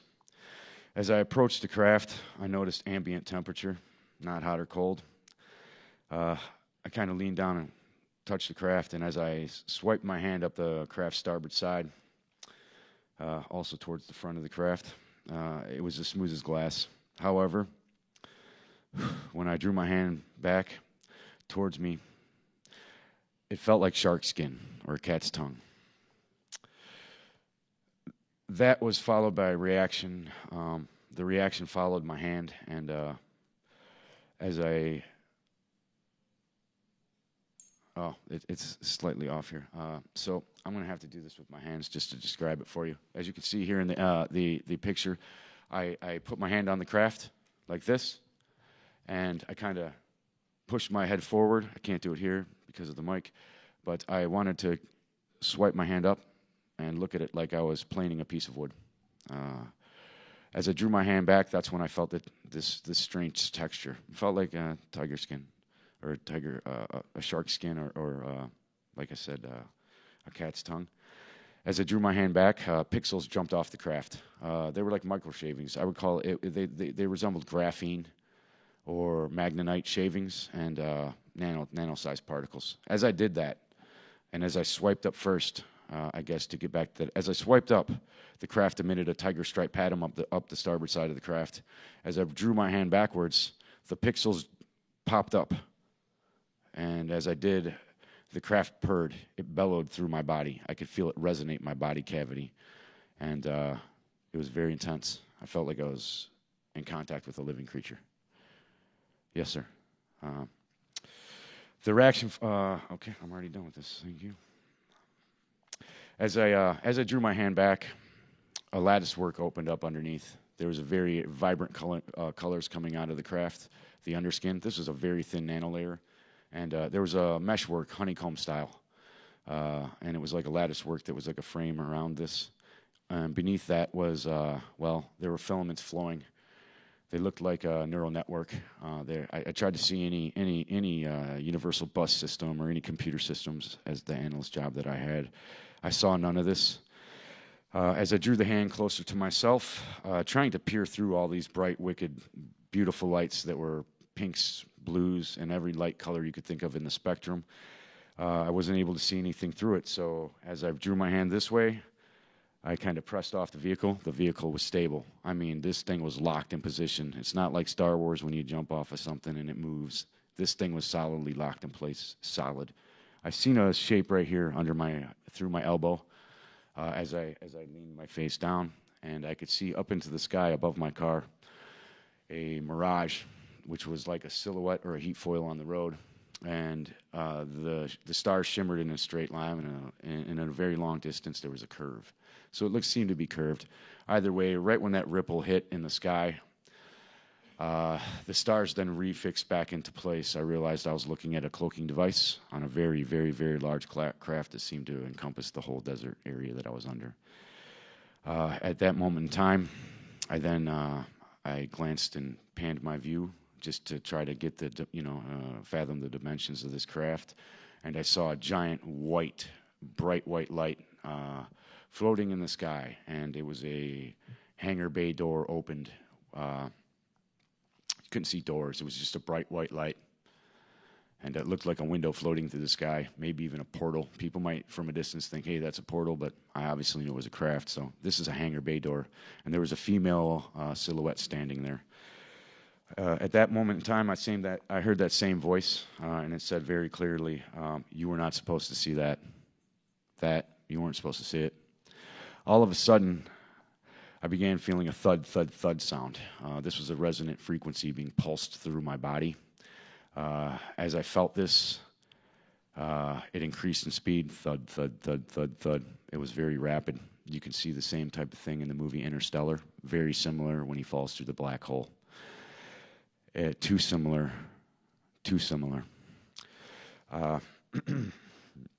As this thud resonated in my body, I felt my molecular or my cells, maybe the quantum level of my body, feel like it was being resonated. I felt like maybe I'm going to be microwaved or something to that nature. Either way, I seen some bands coming through. I began lifting up off the ground. My vehicle began lifting with me also. As this happened, my body tipped back, and I could see the underbelly of the craft. You're going to see that design right in front of you. The rectangular shape right in the center there looked like a docking socket for an electrical port. If you're going to take a big male end, this would be the female receiving end for an electrical charger. To skip through that, there were some there's some highlighted parts here, and as you can read them there, I'm going to let you read that for yourself, just for time's sake. However, as this happened, instantaneously, I cued in, and I was flat on my back, and I was staring up at the ceiling, and my vision cued into a very, very bright white light. My vision panned over, and there was my wife flat on her back on a table. It was smaller than the table I was laying on, slightly lowered, and she still had the same exact expression on her face, like she was screaming no. However, she was no longer stuck in the running position. She was flat. As I panned a little more in front of me to kind of gauge where I was at, and this all happened in milliseconds, guys. This was, oh crap, what's happening? So this is a very short encounter here. As I panned over, I saw my vehicle with the right passenger tires end lifted up. I saw some people in some white suits, fully garmented masks with some breathing apparatuses. They were working on the vehicle. Slightly next to that was a strange blue rack that looked like it could have been an automotive rack, could have had another purpose. That was my quick assumption. as I. Oh, yes, sir. Thank you, sir. Yes, sir. So after that had happened, I saw a female right next to me. She was taking some samples from me. It was a human female. She had red hair. She had very fair skin. And after that moment, I also, as I panned over, I could see the window and the desert behind me. I realized we were not in space. I could see the desert floor. I could see the exact two rock formations and one far off in the distance. So this is pinpointed by GPS coordinates. So after that, I panned a little more over, and as I seen this open up and the bay door behind her open, or maybe just transparent, and I could see out. I also seen that craft right here docked in the ship, and that came through me after trying to get these schematics down on paper while talking to Michael Scratch. So thank you, sir. This man went through PTSD with me. So thank you, Doctor. You're awesome. I know you're great.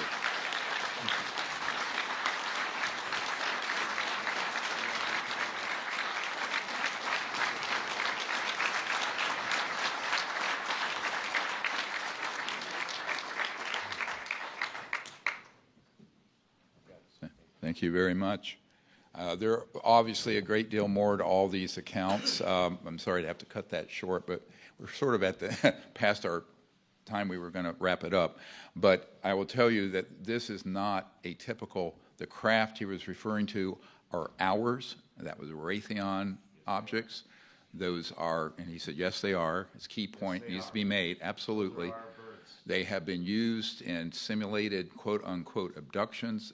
In this case, a very decorated and heroic man was essentially tortured by this. This is a crime that must be investigated and brought to justice quickly. The next witness is D.C. Long from Fort Bragg. He was involved in an incidental event. Many of these witnesses at this point were people who saw something they shouldn't, and there were reprisals and things that happened. It's a pattern. The ones that were read in for a number of years, like one man that I shared earlier, 10 years in those operations, those are the ones waiting for greater protection for themselves before they step forward, but we have many of them. So with no further ado, I welcome my friend, D.C. Long.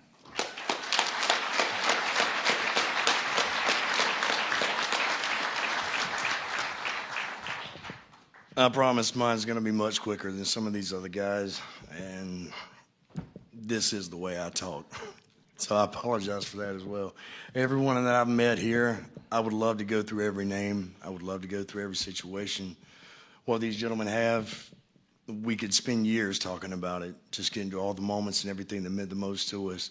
And unfortunately, I have a very short amount of time to do that.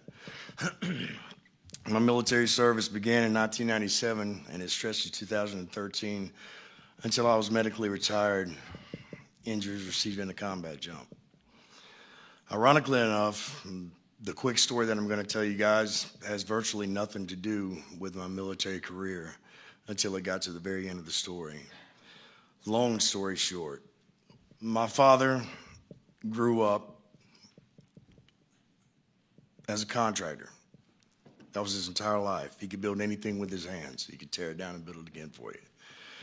I segue that, and the only reason I bring him up is because my father is how I got tied into this story.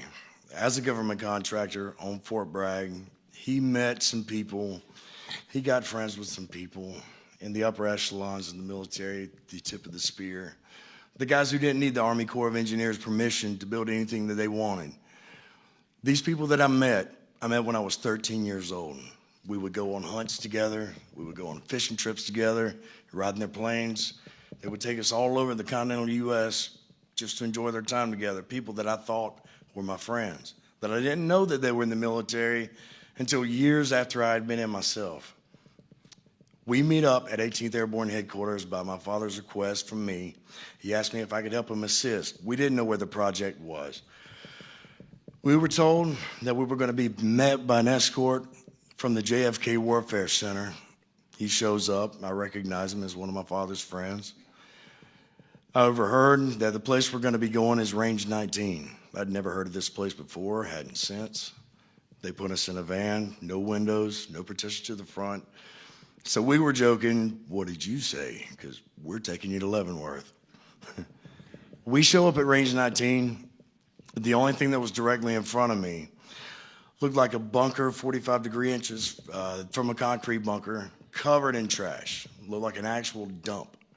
We open up, there's another escort, and they're waiting on us. They take us to a freight elevator. We take the elevator down. At that time, we were instructed, keep your heads down, keep your eyes on the heels of the men in front of you, or you'll be fired upon. I've heard plenty of instances of military jargon. People like to jive each other. I didn't take it as a joke, but I knew enough to just do what he told me to. I didn't want to risk it. As soon as the freight elevator opened, the first thing that I could see were a few personnel connexes to the right in a large hangar, maybe twice, 3 times the size of the area that we're in now. There was a monolithic slab directly in front of me that was being held up by nothing. The closer that I got to this slab, I felt an intense vibration inside of my body. I never felt anything like that before in my life, never anything since, but it left no sound. The loudest thing in that room was the silence and the footfalls of the people in front of and behind me. As I got closer, my natural southern curiosity took over. Oh, my shoes are untied. So I go down just to take a peek. And there's absolutely nothing up underneath this monolithic slab that if I had to estimate would be well over 100 tons. Absolutely nothing holding it up. You can see by the picture, there's another boulder directly behind it. It was flat on the ground. There were 2 other people beside it. I could only see heels and feet.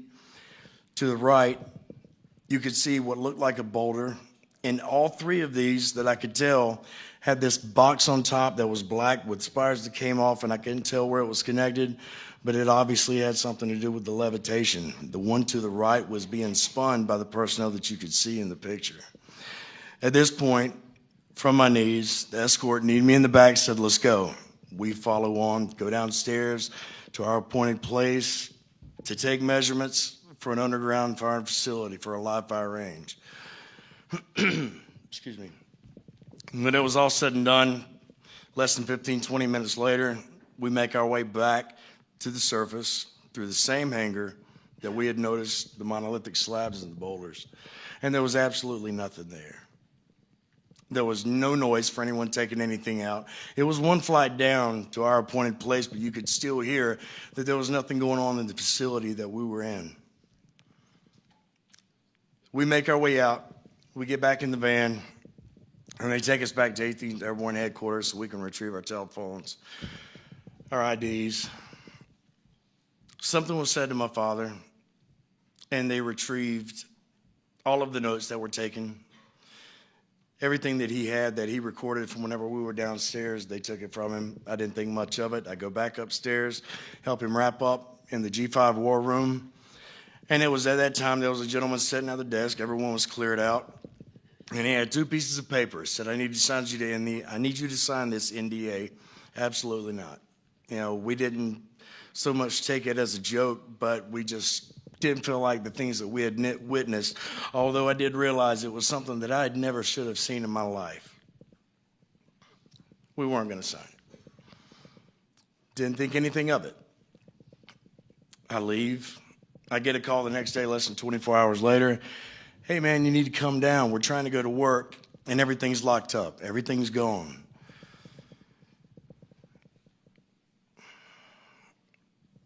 Everything that my father had worked for, from the time that I was a child until I became a man, became a soldier, and the company that had my name on it, everything was seized. Absolutely everything was seized. The pencils that he would use to make bid submittals to the Army Corps of Engineers was even taken because it contributed from the business. Everything was taken. I can't illustrate that point enough. My father went from being a very humble millionaire to absolutely broke, bankrupt, and destitute in 24 hours. Now, I wish I could tell you more about how much I love this man, not just because I have his name, not just because he's my father, but he was my best friend. He led me through every battle when I came home to let me know that it was okay to feel the things that I felt. This man and I, we were always together. The only thing that could separate us was the deployments and the uniform that I wore. When I got done with my fight, I found my father. When I was scared, I found my father, etc. This man that was my best friend looked me in the eye when I found him again and said, "Hey man, do you think this had something to do with Range 19? Please pardon my language." My father looks at me and says, "Don't you ever fucking bring that up to me again." That was the last time that I heard my father's voice in this life. That was the last time that we ever had any peaceful interaction, and that was as peaceful as it got. Shortly after, I continue on, and we had a JFEX. Any of my old paratroopers, they know what that is. It's a jump field training exercise, battalion wide. It's a big deal. There's only 12 men in my stick, getting ready to go out of the bird. I'm the first man looking at the horizon, waiting for the jump master to give me the signal. His hand's raised. I notice at the right side, someone coming up to my shoulder, and it's one of the escorts. One of the men that I knew personally from the time I was a child till I was a man and a soldier. He hooks up, he looks at me, gives me a wink. I didn't think much of it. To me, there was no danger at that point. Green light goes off, I get a hit in my back, and then something hits me in the side of the face, and it's a static line.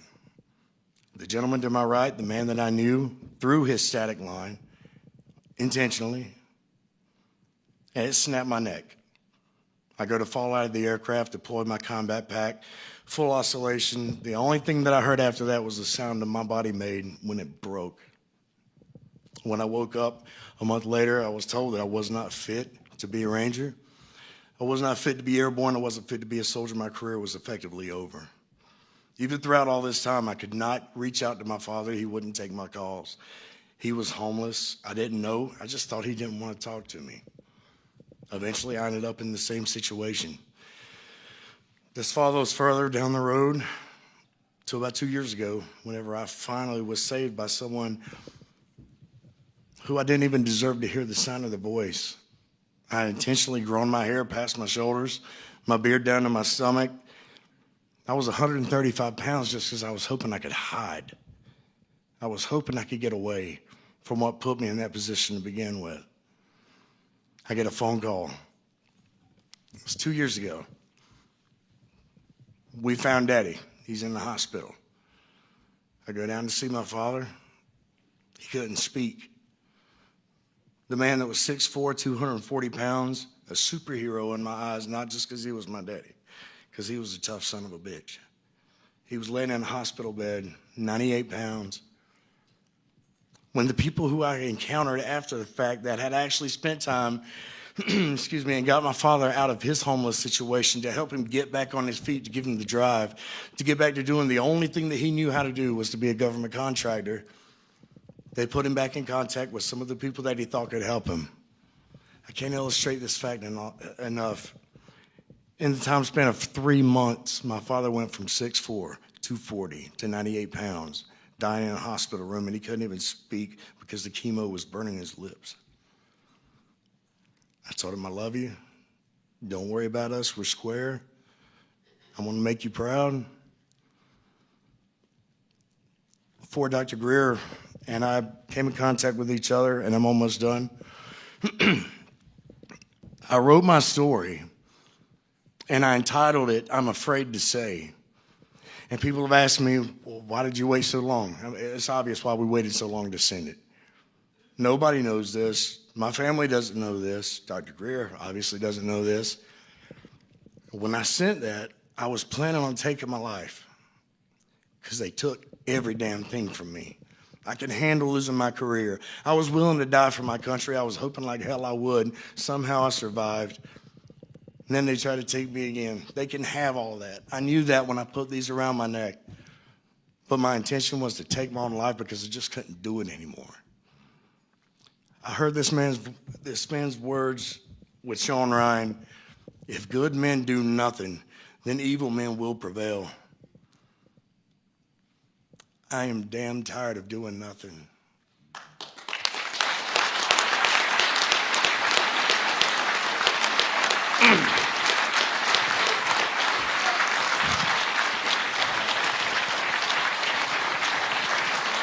This is the absolute last thing that I'm going to say to you.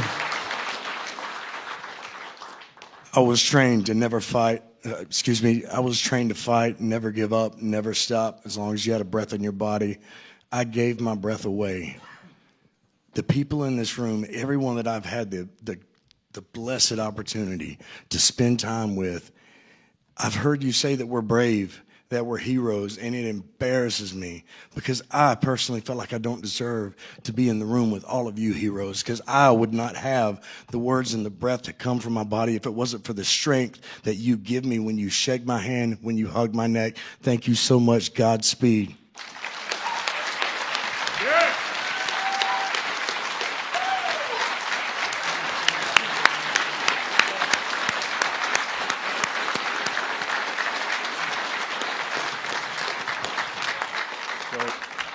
I'd like to introduce, and thank you very much. Again, men are courageous, and it's very emotional. And it should be. Should be. I'd like to introduce Eric Hecker. He's a Raytheon contractor based for about a year at the South Pole. He was involved in a neutrino light array. He has an enormous amount of information, but in the interest of time, we'll be brief. Thank you, Mr. Hecker.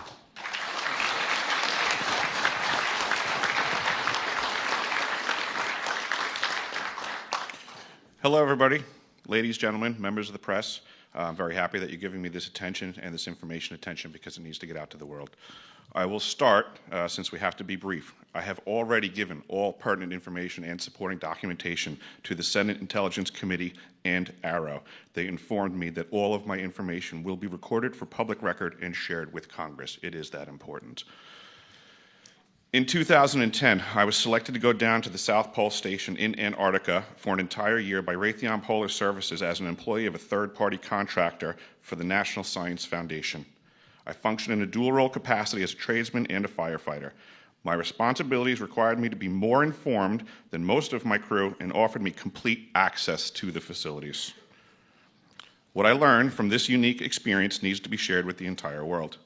The technology at the South Pole Station certainly can do what it is presented as its primary purposes, and unfortunately, much more. The Ice Cube Neutrino Detector is presented as a passive listening device for the purposes of the science as presented. But I'm going to skip right through the chase, folks. I have provided documentation that proves that the 5,160, what they call DOMs, that are embedded in the ice can actually transmit at 2,047 volts each. That gives us a long list of things to consider. It is effectively a multifaceted directed energy weapons platform that I will list rapidly a few things that it can do. Vehicle detection. We're learning that these off-world craft, on-world craft, ours or other nations, are also emitting neutrinos. So this makes the South Pole Station effectively an air traffic control station for this new level of equipment that nobody's discussing. In addition to the ability to detect neutrinos and the exotic vehicles, I have provided documentation that shows that this is also a system for faster-than-light communications. In the past, Gary McKinnon has hacked NASA, found the off-world fleet, the list of captains, and it's apparent that if we have faster-than-light vehicles moving throughout this system, we're going to need faster-than-light communications. This is that facility. Unfortunately, I have other bad news. The season that I was there, 2010 to 2011, we converted from construction to operations and maintenance in both the elevated station and the detector array. Unfortunately, when they first fired it up, that was when we had the earthquakes in Christchurch, New Zealand. There was 2 incidental shots before they were able to target it correctly. This is an earthquake-generating device as well. This is the weapons of war that we have to deal with now and what Raytheon's hiding. There's an ELF system at the South Pole Station that when I arrived, I was told it was off, dismantled, and completely defunct. In my work, I will rapidly just tell you, I had to figure out the circuitry for certain other repairs, and I found that this system is in fact completely energized, up and running, and being utilized with the other systems for nefarious purposes as well. The Atmospheric Research Observatory is in what we call the clean air sector. I witnessed myself a very powerful green laser shooting out of the top of this facility into the cosmos. This, I believe, is a secondary form of long-range communications and or a defense system. I am not saying that we need to be scared of anything that's out there, but please understand the military-industrial complex is happy to invest all of your money in alleviating their fears. A question of power comes into play for all of these facilities that are present. I assure you, I knew what was going on, I knew the load demands of the facility, and all of these new items exceed the demand for the systems that I was presented. I am doing due diligence and research. I believe there is either a secondary power supply there that is either nuclear, that was there prior to the start of the Antarctic Treaty, which prohibits such things, and or that there is some sort of exotic power supply system there that just is not in the verbiage of the treaty, so it negates the responsibility to the parties involved.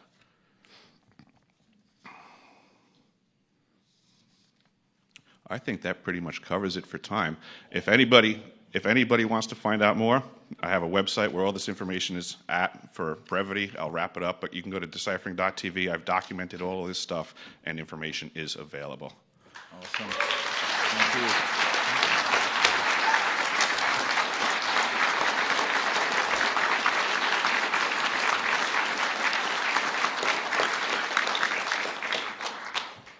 We are running a little over, and I apologize, but I think it's worth hearing as much as we can from these very courageous men. One of the things, if I had time, I would run through. We can go through very quickly. I think people in the military and in Congress and the American people need to know the difference between the man-made advanced technologies and how they look and the extraterrestrial vehicles. We're going to run through a side-by-side. You can look and see the ET one on the left, seamless. It is actually created in a material science and technology we don't have time to go into, but we understand that, versus the man-made ones that have components, parts, wires, and what have you. Next. And again. Next. And again. And then you hear on the right, that is the Norton Air Force Base 1988 air show, classified.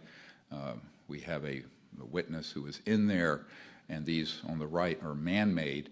They were late Mercury era, 59 through early 60s in their construction, because we had mastered gravity control in October 1954. So these had been in the solar system by the time my uncle, who's Northrop Grumman, had worked on the lunar module out on Long Island to put Neil Armstrong on the moon. Next. This is, again, an ET vehicle. On the left, one with struts, parts, pipes, and often humming a transmission, sort of transformer sound on the right. Next. And again, one that's extraterrestrial, and a vague copycat that's man-made. Next. And again. And again. Next. Now the one on the right, this is a little bit to unpack. It takes us a couple hours. I'll go through it quickly. You can look up the Cash Landrum case back in 1980 outside Houston in Texas. The one on the right is actually an ET craft. It was being, they were unable to figure out how to get its energy system to work. They, I think rather foolishly, put a nuclear energy system on it. It malfunctioned. And as it did so, it radiated innocent people in their vehicle underneath it. It later was escorted by helos to a base west of there.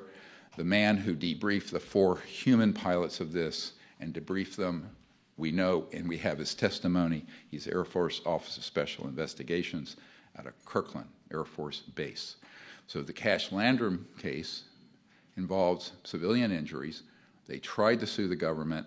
The government denied they had any knowledge of it, but the constitutional government of the United States doesn't know this. This is the big problem. Next.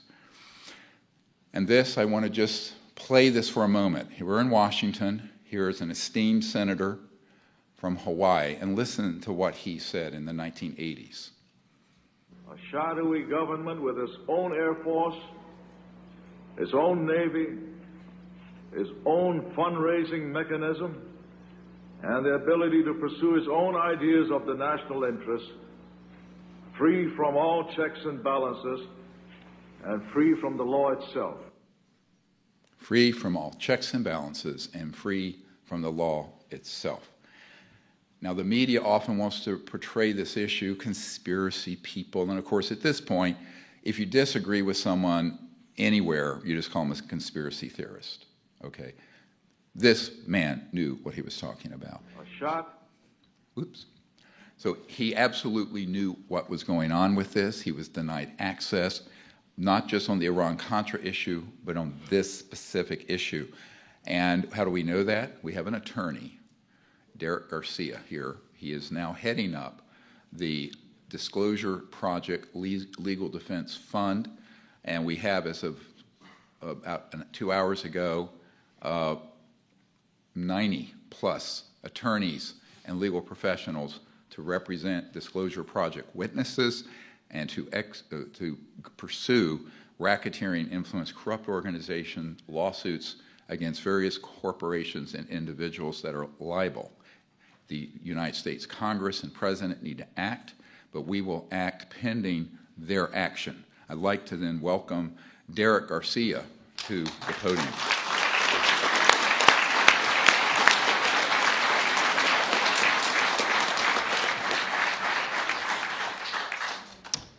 Good afternoon. My name is Derek Garcia. I'm a civil rights attorney from New Mexico. I've been in practice for 13 years.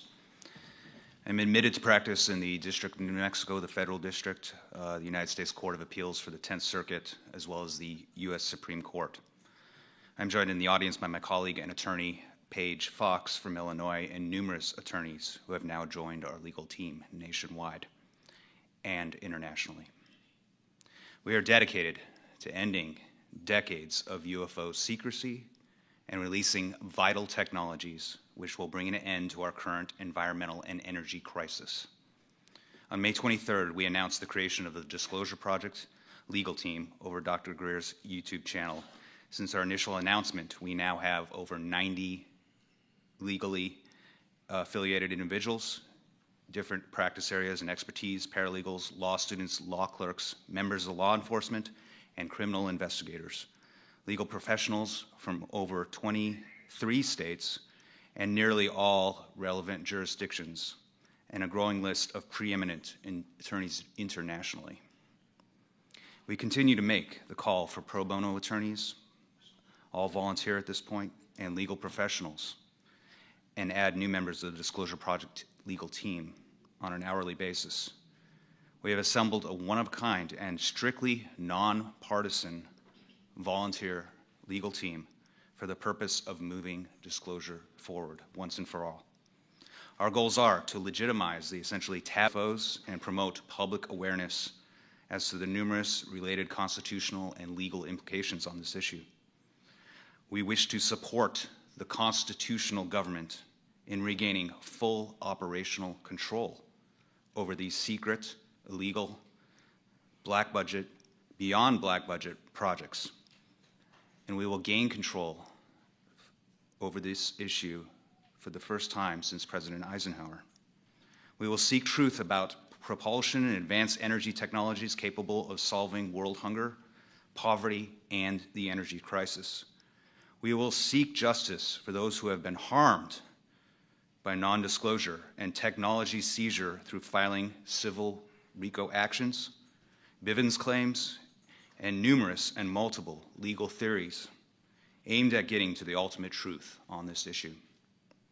The competent, under oath testimony already developed by the Disclosure Project team, Dr. Greer, and these courageous witnesses, and represented in the Disclosure Project intelligence archives developed over 30 years of Dr. Greer's work, may also be used in criminal prosecutions by United States attorneys or criminal prosecutors across the globe to seek indictments on the numerous RICO crimes which have been committed on this issue, with the aim of keeping the issue buried.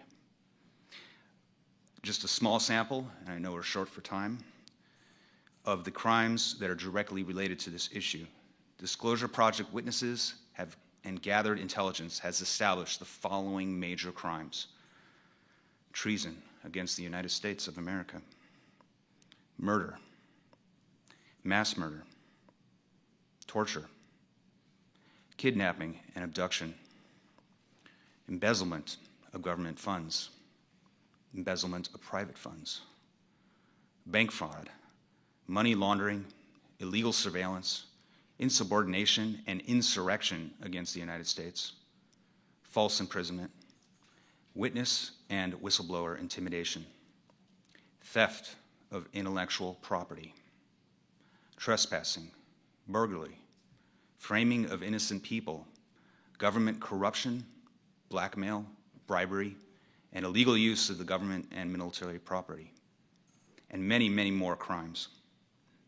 We hoped to support the civilian government, criminal prosecutors, any evidence that we develop and continue to develop can be used for that purpose. My personal experience in coming to this issue was as a young intern for Senators Bingaman and Domenici in the summer of 2001 on Capitol Hill in Washington, D.C. The Disclosure Project press conference had just taken place on May 9th of 2001. During my internship, I distributed numerous copies of the Disclosure Project executive summary and briefing document and other written materials to various members of Congress and their staff, including direct submissions to leading members of the Senate in the underground subway system. Waiting in the hallway of the Hart Senate office building, I encountered a hero of our country, Senator Daniel Inouye, walking back from his office. I gave the senator a copy of the Disclosure Project executive summary and asked him if he had heard about the Disclosure Project and what he thought of UFOs, extraterrestrial intelligence, and the possibility of these intelligences actually visiting Earth. Senator Inouye responded by hand signaling me to follow him back to his private office. He shut the door of his private office. Senator Inouye said he dealt with the UFO issue extensively while he was chairman of the Senate Intelligence Committee in 1976. Senator Inouye confirmed that he had seen the May 9th, 2001 Disclosure Project press conference here at the National Press Club, and that the testimony provided by those courageous witnesses at the time was substantially accurate and correct, based on his direct experience and briefings on this subject. Senator Inouye confirmed that many UFOs and projects related to such represented genuine extraterrestrial vehicles, and that this issue, as portrayed by Dr. Stephen Greer and the 2001 Disclosure Project witnesses, was real, genuine, and absolutely not a hoax. I asked Senator Inouye if it was true that a secret, unacknowledged entity or control group operating illegally inside the United States government, internationally, and/or within the private sector among defense contractors and corporations had direct operational control of the UFO ETV issue. Senator Inouye confirmed his statement that there exists a shadowy government with its own Air Force, its own Navy, its own fundraising mechanism, and the ability to pursue its own ideas of the national interest, free from all checks and balances and free from the law itself, as stated during the Iran-Contra hearings in 1987. I asked whether he was exaggerating when he made this statement. I asked if perhaps he was speaking of another government. I asked many questions that day, but he looked to me and he told me directly that he was not exaggerating, that the illegal shadow government did exist at the time he made his statement in 1987 and continued to exist in 2001 during our conversation, and that the entity had thus far escaped complete scrutiny, control, and oversight by the legally authorized and constitutional government of the United States. Further corroborating documents and details to my personal testimony on this issue is available in a signed affidavit that I have executed concerning what Senator Inouye told me directly. For members in the media, I can definitely get you an electronic copy. We encourage you to join our legal team by visiting our YouTube channel or the disclosure.legal@gmail.com. And we thank you and all those in our nation and worldwide who have volunteered their legal talents so far as we continue to develop a strategy and approach that will stand the test of time. Show up, suit up, stand up for the future of your country and for your world. Thank you. Thank you.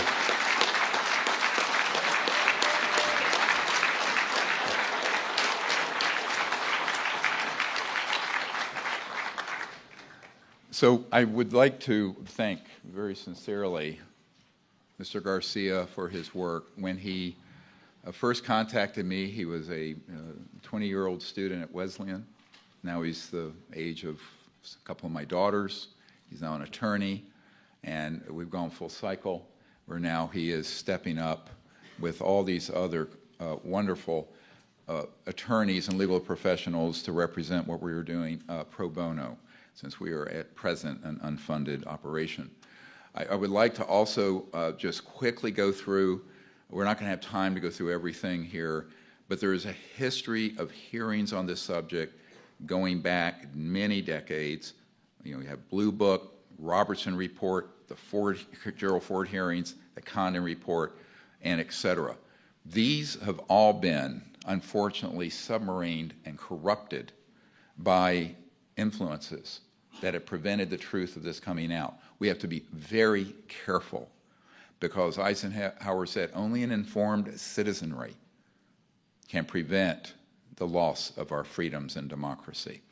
I would like to acknowledge how important, let's go through these signatures, the 16 members next of the Senate who have written for the Pentagon to pick up its pace and further fund the investigations. But they have to have watchdog, external folks looking at that. That's what the Disclosure Project has to do. The also chairs and co-chair of the Senate Intelligence Committee have written to Arrow with concerns about the feedback.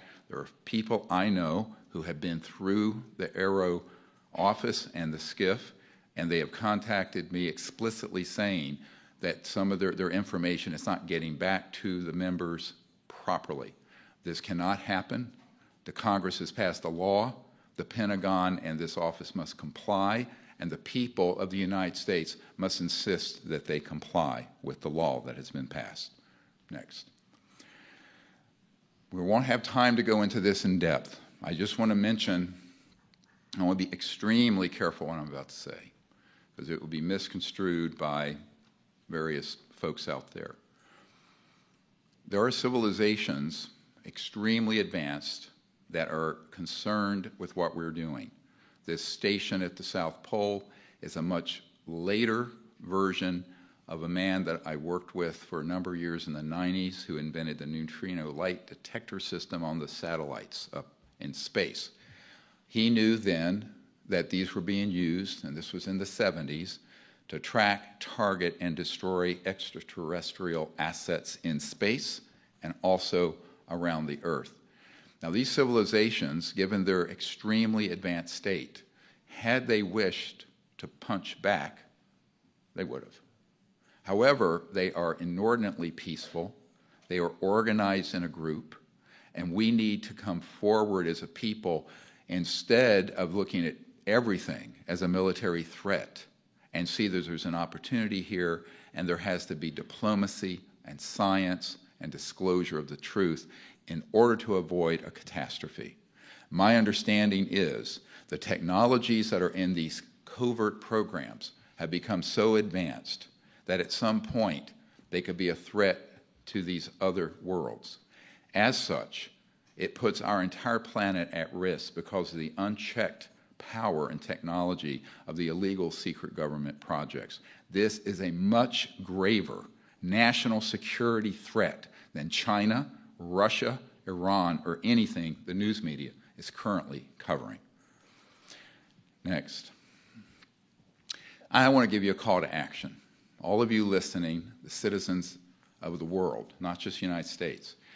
If you know someone who is a government contractor, a government employee, military, what have you, who has information on this, please have them contact us at this email address. Please write your members of Congress. We live in a democracy still. You should write to your 2 senators and your representative and the President of the United States, expressing your concern and calling for open hearings. We need to network with our friends and families and get them to support this effort. You need, if you can, to contribute to our effort. I'm retired as a doctor, so, I can't fund everything at this point like I had. If you can assist with the Energy Research Lab that we are proposing in the Lost Century, you'll see that, then please contact us. We have a $50 million funding need to stand up a open source energy lab. What does that mean? We would develop these zero-point energy technologies, and they would be released free of charge, open source, to the entire world, so we can quickly solve the environmental and poverty problems we are facing.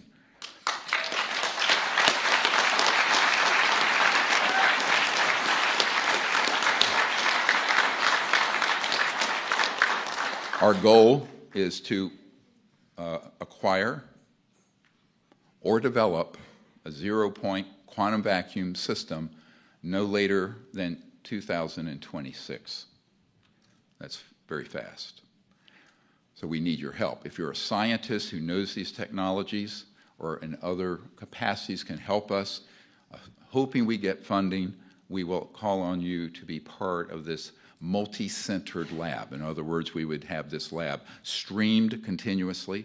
All breakthroughs would be blockchain distributed in real time, and there would be other affiliated labs around the world working on this, so it could not be invaded and shut down in one place. Next.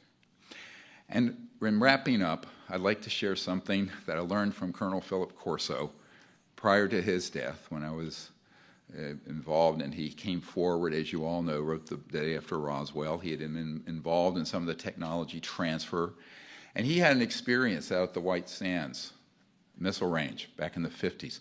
Pretty sure it was 1956, but I don't quote me on that. And he was a colonel. He was involved in these projects. There was an ET craft that came in daytime and came down over the range. He went out there with a couple of his guys.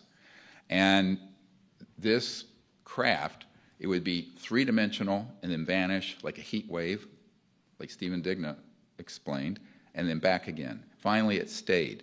There was an ET that emerged, extraterrestrial biological entity, and he said, the ET was communicating, please don't hit us with these radar. Can you get these radar systems out? And was asking, because they were operational, of course, at that time they were operational at Roswell. And he missed being a brash young, Air Force colonel, and he says, "What's in it for me?" And the ET says, "A new world if you can take it." Now, I was one. Now, I have 12 grandchildren. What kind of world are we going to leave them if we don't fix this problem? Because it involves peace, and we have to work towards contact that is in a peaceful paradigm. We have launched a very controversial project, as I get attacked the most for, the CE5, or Close Encounter of the Fifth Kind contact program, as sort of an experimental, community-based outreach to these civilizations. We have had a number of extraordinary contact experiences.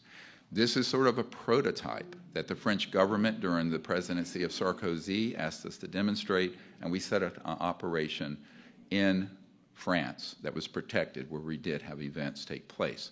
I think we have to begin to ask, what can we do as a civilian government where we don't try to militarize and weaponize everything we don't understand? Because here's the problem. If you're a hammer, the whole world's a nail. And so we have to get this disclosed properly so that our brighter scientists, our academics, our political leadership, and our diplomats and the citizens can take the lead on this issue rather than an illegal and clandestine operation that is a threat to national and world security. Thank you for your attention.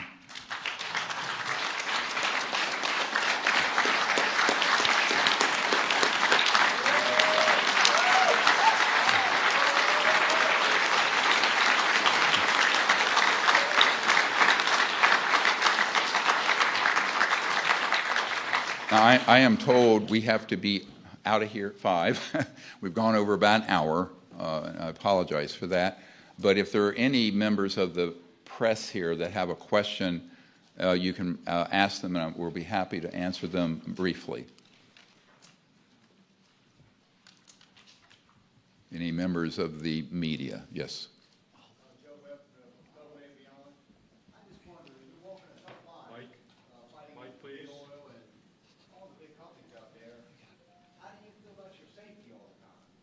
He's asking about our safety. Look, if I was worried about my safety, I would have never walked on down this path.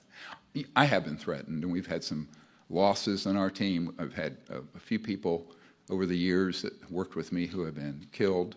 It's difficult. But I just think the mission of what we're trying to do is more important than one life, mine. So you can't worry about that. We do have good security now, and I think that there are people, frankly, in these very classified projects who do want to help us and protect us, and they have been since about 1998. And that's pretty much. Or is there another? Oh, you're welcome.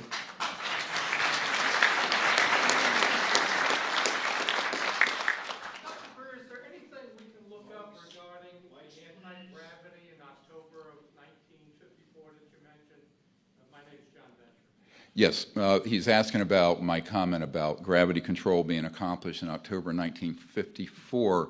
A member of my team for many years was the top scientist at the Naval Research Labs here in Washington, so one of the major Department of Defense labs.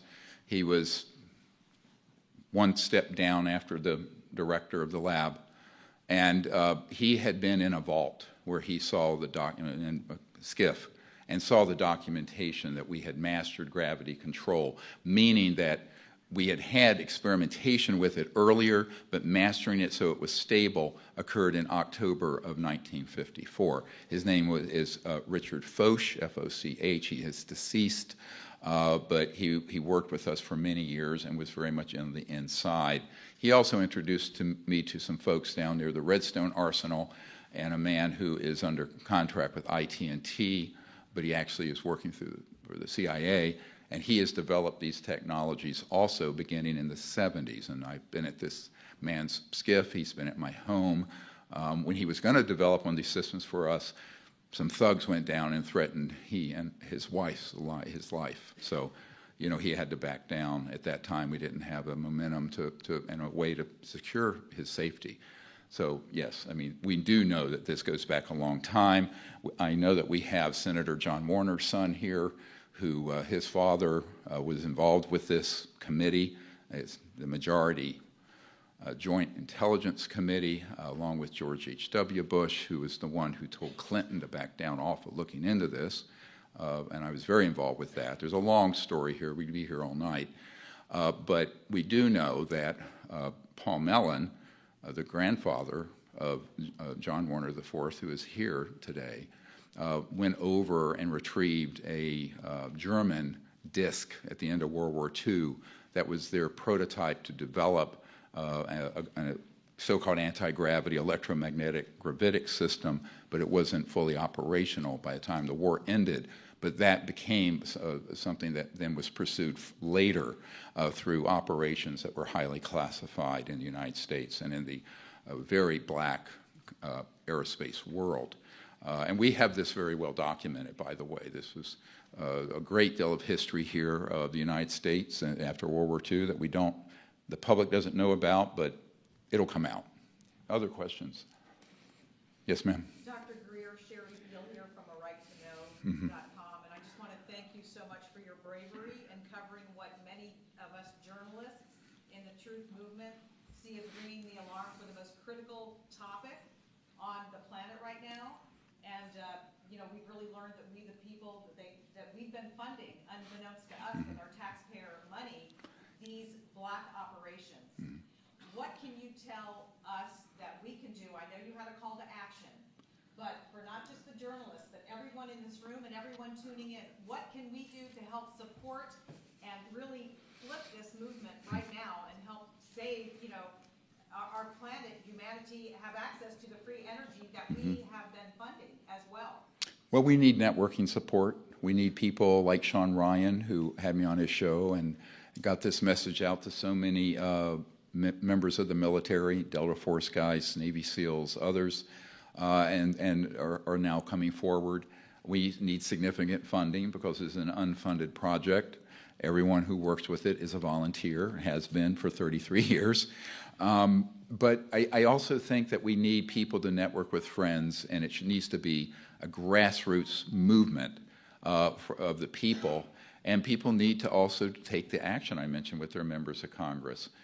Most importantly, I think everyone who knows the truth about this needs to work night and day. This is what I did. I basically gave up about $12 million in earnings as a doctor to do this. But my view of it is that we need people who understand what's at stake and walk the talk. And it needs to go beyond just gab, and we need action. And I think the timeline for it is now. This is all emerging. I just heard from a very important figure in Australia this morning. He said the defense sector there is following this. There are multiple people there going to come forward. There's a big asset base there in their Pine Gap, and the members of the Australian Senate are also open to pursuing this. So this needs to be a worldwide effort, not just United States. Yeah.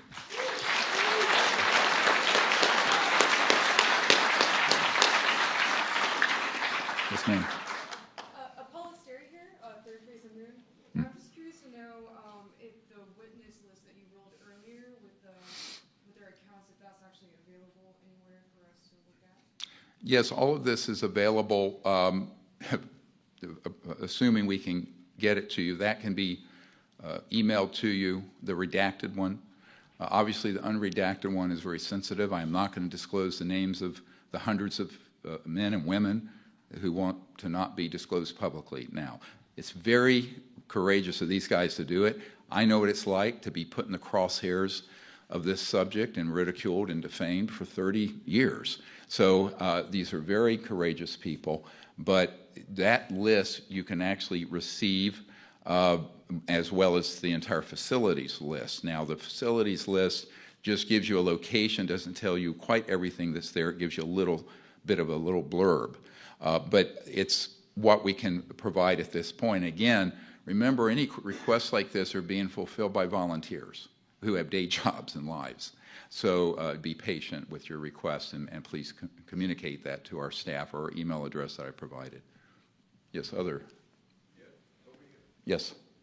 Who are these C-suite or henchmen for this ISG, just so we can be aware of who we're dealing with? The illegal secret government. Well, look, I know a number. I've actually met with a few of them over the years.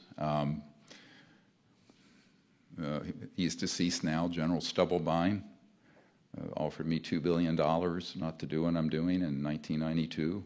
There were witnesses to this. The level of corruption is almost unbelievable. We do have a man who's this former chairman of a major Fortune 100 company who wants to come forward, but he and his family have been threatened in the last month. So I've had these conversations, and this man, by the way, confirms that corporation has free energy. He regrets what he's done. He is retired, and he would love to see this come forward for his children and grandchildren. He's a decade or more older than me. So at this point, the ones who are not wanting to be named, I don't name. However, if there's a proper investigation out of the White House and the Senate, we will name them, and if they need to be subpoenaed, they will be subpoenaed.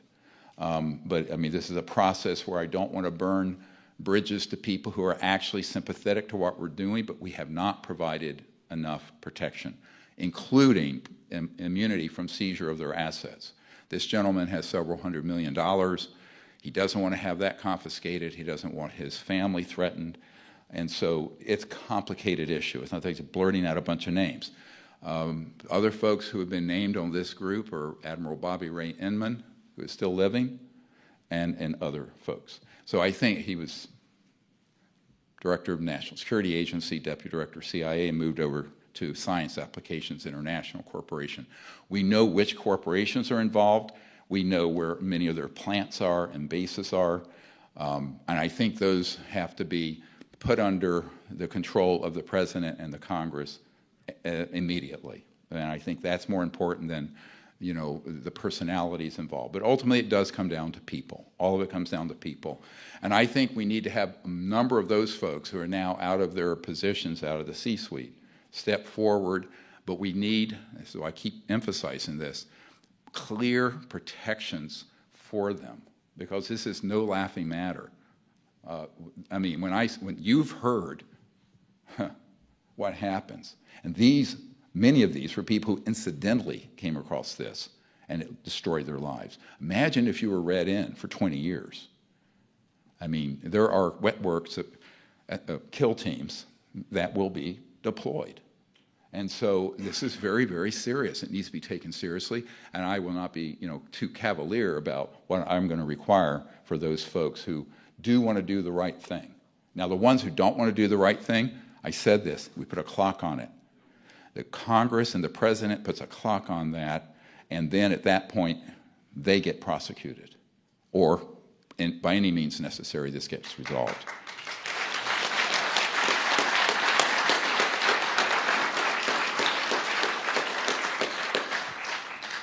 Yes. Dr. Greer, can you give any... I'm over here. I see, yeah. Gavin McClellan. Sorry, can Mike. you give any clarification on the Van Allen radiation belts? There's a lot of dissension about the Van Allen radiation belts. Do you have any clarification on transportation through them? No, I don't have any specific information on that issue. I do know that these technologies that we're talking about would have no problem going through, frankly, solid matter, ocean, et cetera.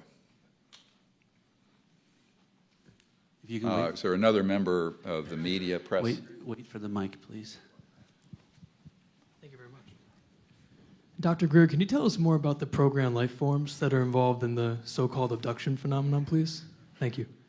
Yes, well, those, they've been around for a very long time. As you know from our Air Force Office of Special Investigations witness who appeared in Unacknowledged, that document in 2017, in the early days, and I actually have met with people on the tactical teams from the good old days where they would have people who were short, looked whatever, and there was stagecraft like a Disney set, and they would be on these electrogravitic devices using various chemicals and what have you to abduct people. The purpose for that is to present a false threat from space. This is what Werner von Braun, who invented the rocket for the Germany in World War II, told Carol Rosin on his deathbed and begged her to try to prevent the weaponization of space, and et cetera. He knew this was going on in 1974 when he made that warning, and you can see her testimony in the Disclosure Project website on YouTube. However, it evolved from that point to where they have very sophisticated robotic objects and beings that look exactly like a gray or this or that, and I've met with multiple people who have constructed them, operated them, or been victims of them who are military. Mr. Digna was actually abducted and taken into this craft through technologies that sounds like science fiction. But remember what Ben Rich told my friend James Goodall, who is here, is an aerospace historian, right before he died. And he said, anything you can imagine that they've done on Star Trek is out in the desert. He's not talking about Area 51. He's talking about the Lockheed assets. And we've already done it. We have it. It exists. And we've either used it or decided not to use it. He also wrote the reply to one of his friends that Mr. Schratt obtained, where the man said, do you think UFOs exist, and are they extraterrestrial or ours? He said they are both. And that is from the director and the head Lockheed Skunk Works, Ben Rich, legendary. So I always tell people, we have all this in the archive. Please don't just take my word for it. Never had a clearance, never been the government. I'm an emergency doctor doing this to help the future of our planet. But we have all the information that proves every bit of this. And under oath, these courageous men and hundreds of others will tell the truth. Yes? Because of the shadow government and other forces, just how threatened is U.S. sovereignty? I couldn't understand the question. U.S. sovereignty, is it threatened because of the shadow government and other forces? I will tell you that effectively, the constitutional government of the United States, at least in this area, has been nullified since about the late 1950s. And we have tracked this. It's a huge problem. Senator Inouye knew it. Now, in other regards, it's business as usual. But remember, this organization is transnational. It operates globally with alacrity, as I mentioned. And so this is not just a U.S. problem. It's a global problem. But the center of gravity of it is here in the United States. Other questions before we need to move? Cassandra Joan Butler from Pathfinder News. Dr. Greer, thank you. This has been mind-blowing, but are there international groups such as yourself, similar to Disclosure Project, across the globe? Are there networking with other like minds? Well, yes, we have people involved with what we're doing in various other countries, including Russia and their space program and other places. We recently obtained the testimony of a Russian general that back in the Soviet era, where an extraterrestrial vehicle and beings put some of the people at an intercontinental ballistic missile site kind of in stasis so they could go in and fixed an overheating missile that wasn't being detected that could have blown up. And it could have triggered World War III. Now, I will tell you, there are a number of incidences that involve nuclear sites, weapon storage areas, et cetera, where there have been, and power plants, where there have been ET craft, because there's energy being given off from those systems that are beyond the electromagnetic pulse spectrum that Dr. Zohari, who was here this weekend, who's a physicist, described in the scalar range. So I think that the interstellar civilizations, these extraterrestrial civilizations, have a profound concern because those could be a threat to them, those energy forms, but they know it's a threat existential to the Earth. I actually honestly believe these civilizations regard the Earth as precious, that humanity is filled with promise, and I think they have been trying to warn us and keep us from going down the path of either geophysical disaster or war that would be using these sort of weapons. The most dangerous weapons are unacknowledged. They're not the nuclear ones. They're the ones that Mr. Hecker is talking about and others.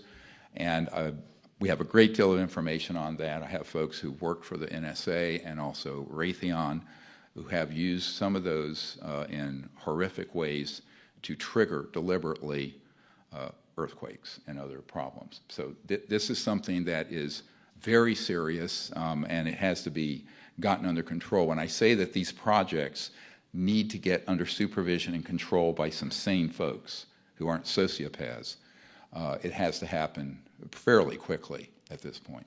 Yes.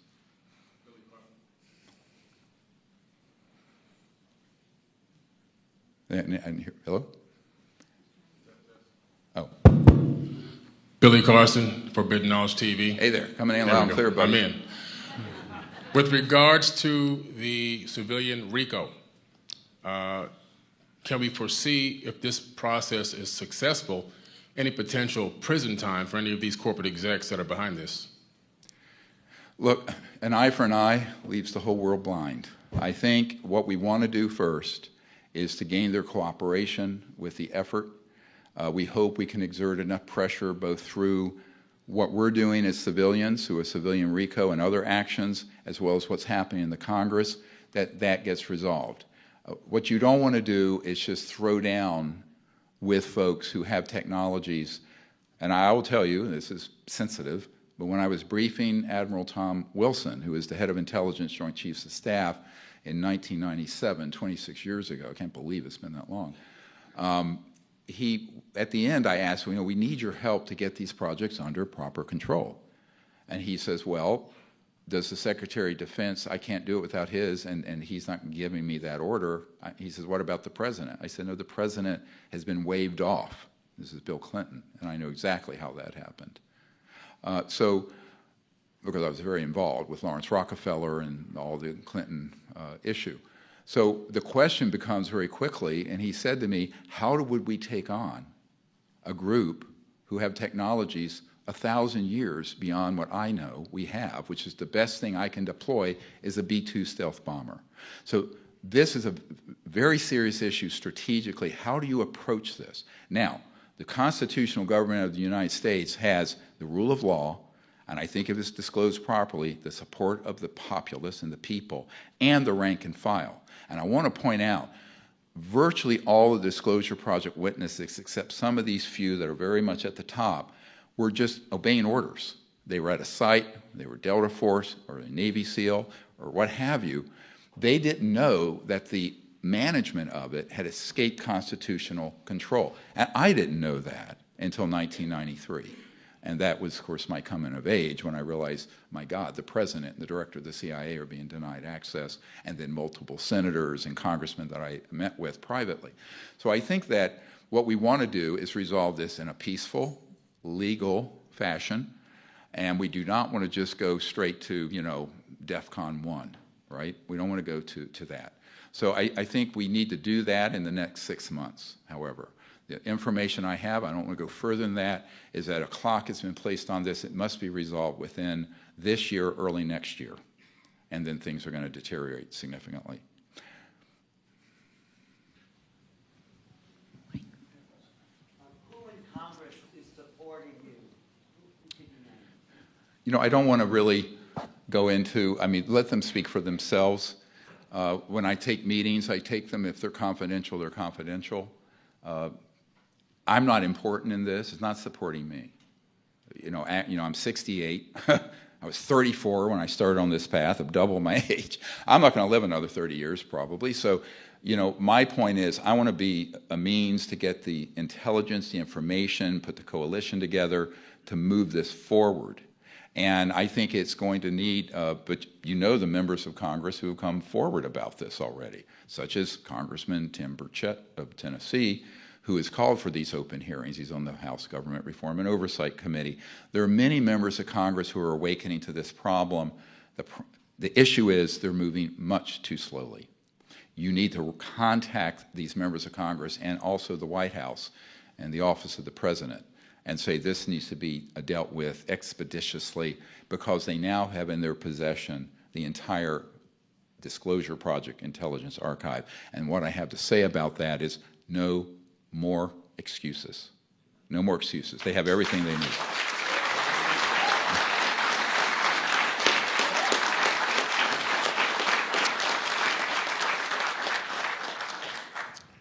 Dr. Greer, as a special operations, back over here, your left. There we go. There you are. Yeah. First and foremost, thank you for everything you do. We appreciate that. My name is Justin Wilson. I'm a former special operations operator, and I currently own a media company called Praetorian. Two-part question. The first one being, is there no hostility from another species because there's a higher governing species, or is it just the fact that there is no hostility whatsoever? How can we be sure of that? First question. Everybody who I know who has dealt directly with those beings have told me our own experience, and that is they are completely non-hostile. They have been portrayed as such because how do you unite the world around a military response? You create a false alien threat. This is what Wernher von Braun warned about, and we are very much at that point, unfortunately. So I think that calmer minds need to prevail, but there is no evidence they are hostile. Now let me make one other point. As I said one time to a general, I won't say who it is, because if they were hostile, and given the galactically foolish things we have done, targeting them, striking them, now these systems that are faster than the speed of light, moving out into space, The technologies they have in a fraction of a second could shut down all those systems and everything else. They have not. Why have they not done that? Because they are essentially very peaceful, highly organized, socially evolved, psychologically and emotionally evolved civilizations. One other point, common sense. If you possess those sort of weapons and you're still of the consciousness of violence, you're going to blow yourself up or some nearby planet with you. Because we're not talking about, let's forget science fiction. You're not talking about boom, boom with a laser beam, right, or a kinetic missile, or even a thermonuclear missile. You're talking being able to affect the fabric of space-time. And then if those technologies are weaponized, it's over in a fraction of a second. So the proof, I said to one senior military guy, that they are not hostile is that you and I are still breathing the free air of Earth. If you know what we've been doing, it's quite clear that this is actually proof that they're not hostile. If you understand what those technologies are, and if you understand what covert illegal projects have been doing. So here's a question. If there's not any, intervention by the aliens or the people, there is this power and there's people in control. If we don't fix this ourselves, is there going to be any kind of intervention from up there if we continue to destroy the Earth as we are? Well, that's what I spoke to a moment ago. I think that there are two clocks ticking. One is operations within the constitutional government of the United States that are not going to put up with this any further, more than another 6 to 9 months. The other is the fact that these extraterrestrial civilizations cannot afford for this progression of technology being deployed against them. These have been much of it's been reverse engineered from the ET vehicles, right? And so at a certain point, where do they have to do something to protect other places? Because there's a universal principle of self-defense. So far, we've just been cruising along, getting away with this foolish and childish behavior. But I can't give you a timeline on that, but I think that, I honestly, from what I've heard from very senior intelligence sources inside the so-called illegal operations, is that it's thought that it would not be able to go on beyond 2026. So maybe within 3 years. Yes? What do you anticipate will be the response from government and military people when they learn they've been lied? Well, I think that at first there's denial, shock. It's like the stages of death, frankly. But I know the people that I've been with in the last year and a half and providing this information, which they've then confirmed, it has been an existential crisis for them psychologically, organizationally, et cetera. I won't say who I've been doing this with, but it is traumatic. One of the chief folks, he started working with us on this. He asked me to give them everything we had. I did. Very senior intelligence person. And, he had 2 Black Hawks over his house, shaking his house with his kids in it the next day, with just hovering there, very threatening. This is a very courageous man, a hero of the country who is unnamed. But what I'm saying is that it's going to be a process because there's so much to know, and it's so shocking. And I think most people in the media and in government cannot believe what Senator Inouye knew in 1987 and confirmed to Mr. Garcia in 2001. And I think that you want to sort of go into denial, this just can't be. I did have someone years ago who was a member of the Canadian military say, this is the hottest potato in the universe. Nobody wants to deal with it. And this is another problem. It's easier just to go, this is too difficult, too dangerous. I'm just going to pay attention to what the next tax bill is or whatever it is. And I understand that. I mean, honestly, I sometimes wish I'd never found out what I did about this issue. I got kind of dragged into getting involved at this level, and I never thought I would have to. In my naivete as a young doctor, I thought, well, you tell the right people this, you provide the evidence, and they fix it. But, and they should have. They should have. But I think at this point, it just becomes very difficult for them. And this is why what we're trying to do, if we can get some help from guys here and listening, is that we need someone who's a very good data scientist and data file person to take this entire archive, finish it. Only part of it's been scanned in. We have enormous amount yet to do. And so it can be organized, and then I would do briefing modules, maybe, I don't know, a dozen, 20 of them, that would connect all that evidence and testimony into intelligence assessments. Now, I've done a number of these. Back in the day, I provided intelligence assessments to folks because ultimately the comprehensive assessment based on multiple terabytes of data, hundreds of witness testimonies, thousands of government documents, that has to be put together in something sensible. But that's a very heavy lift, by the way. But I think that's what we need to do, so that if you're the national security advisor or the president or chairman of a committee or their members, that they can go from understanding it in a methodical way, because it's so much to unpack and it's so overwhelming. But that's just something I haven't had time to do. On my free time, we'll work on it together. Yes. Dr. Greer. Yes. Thank you very much.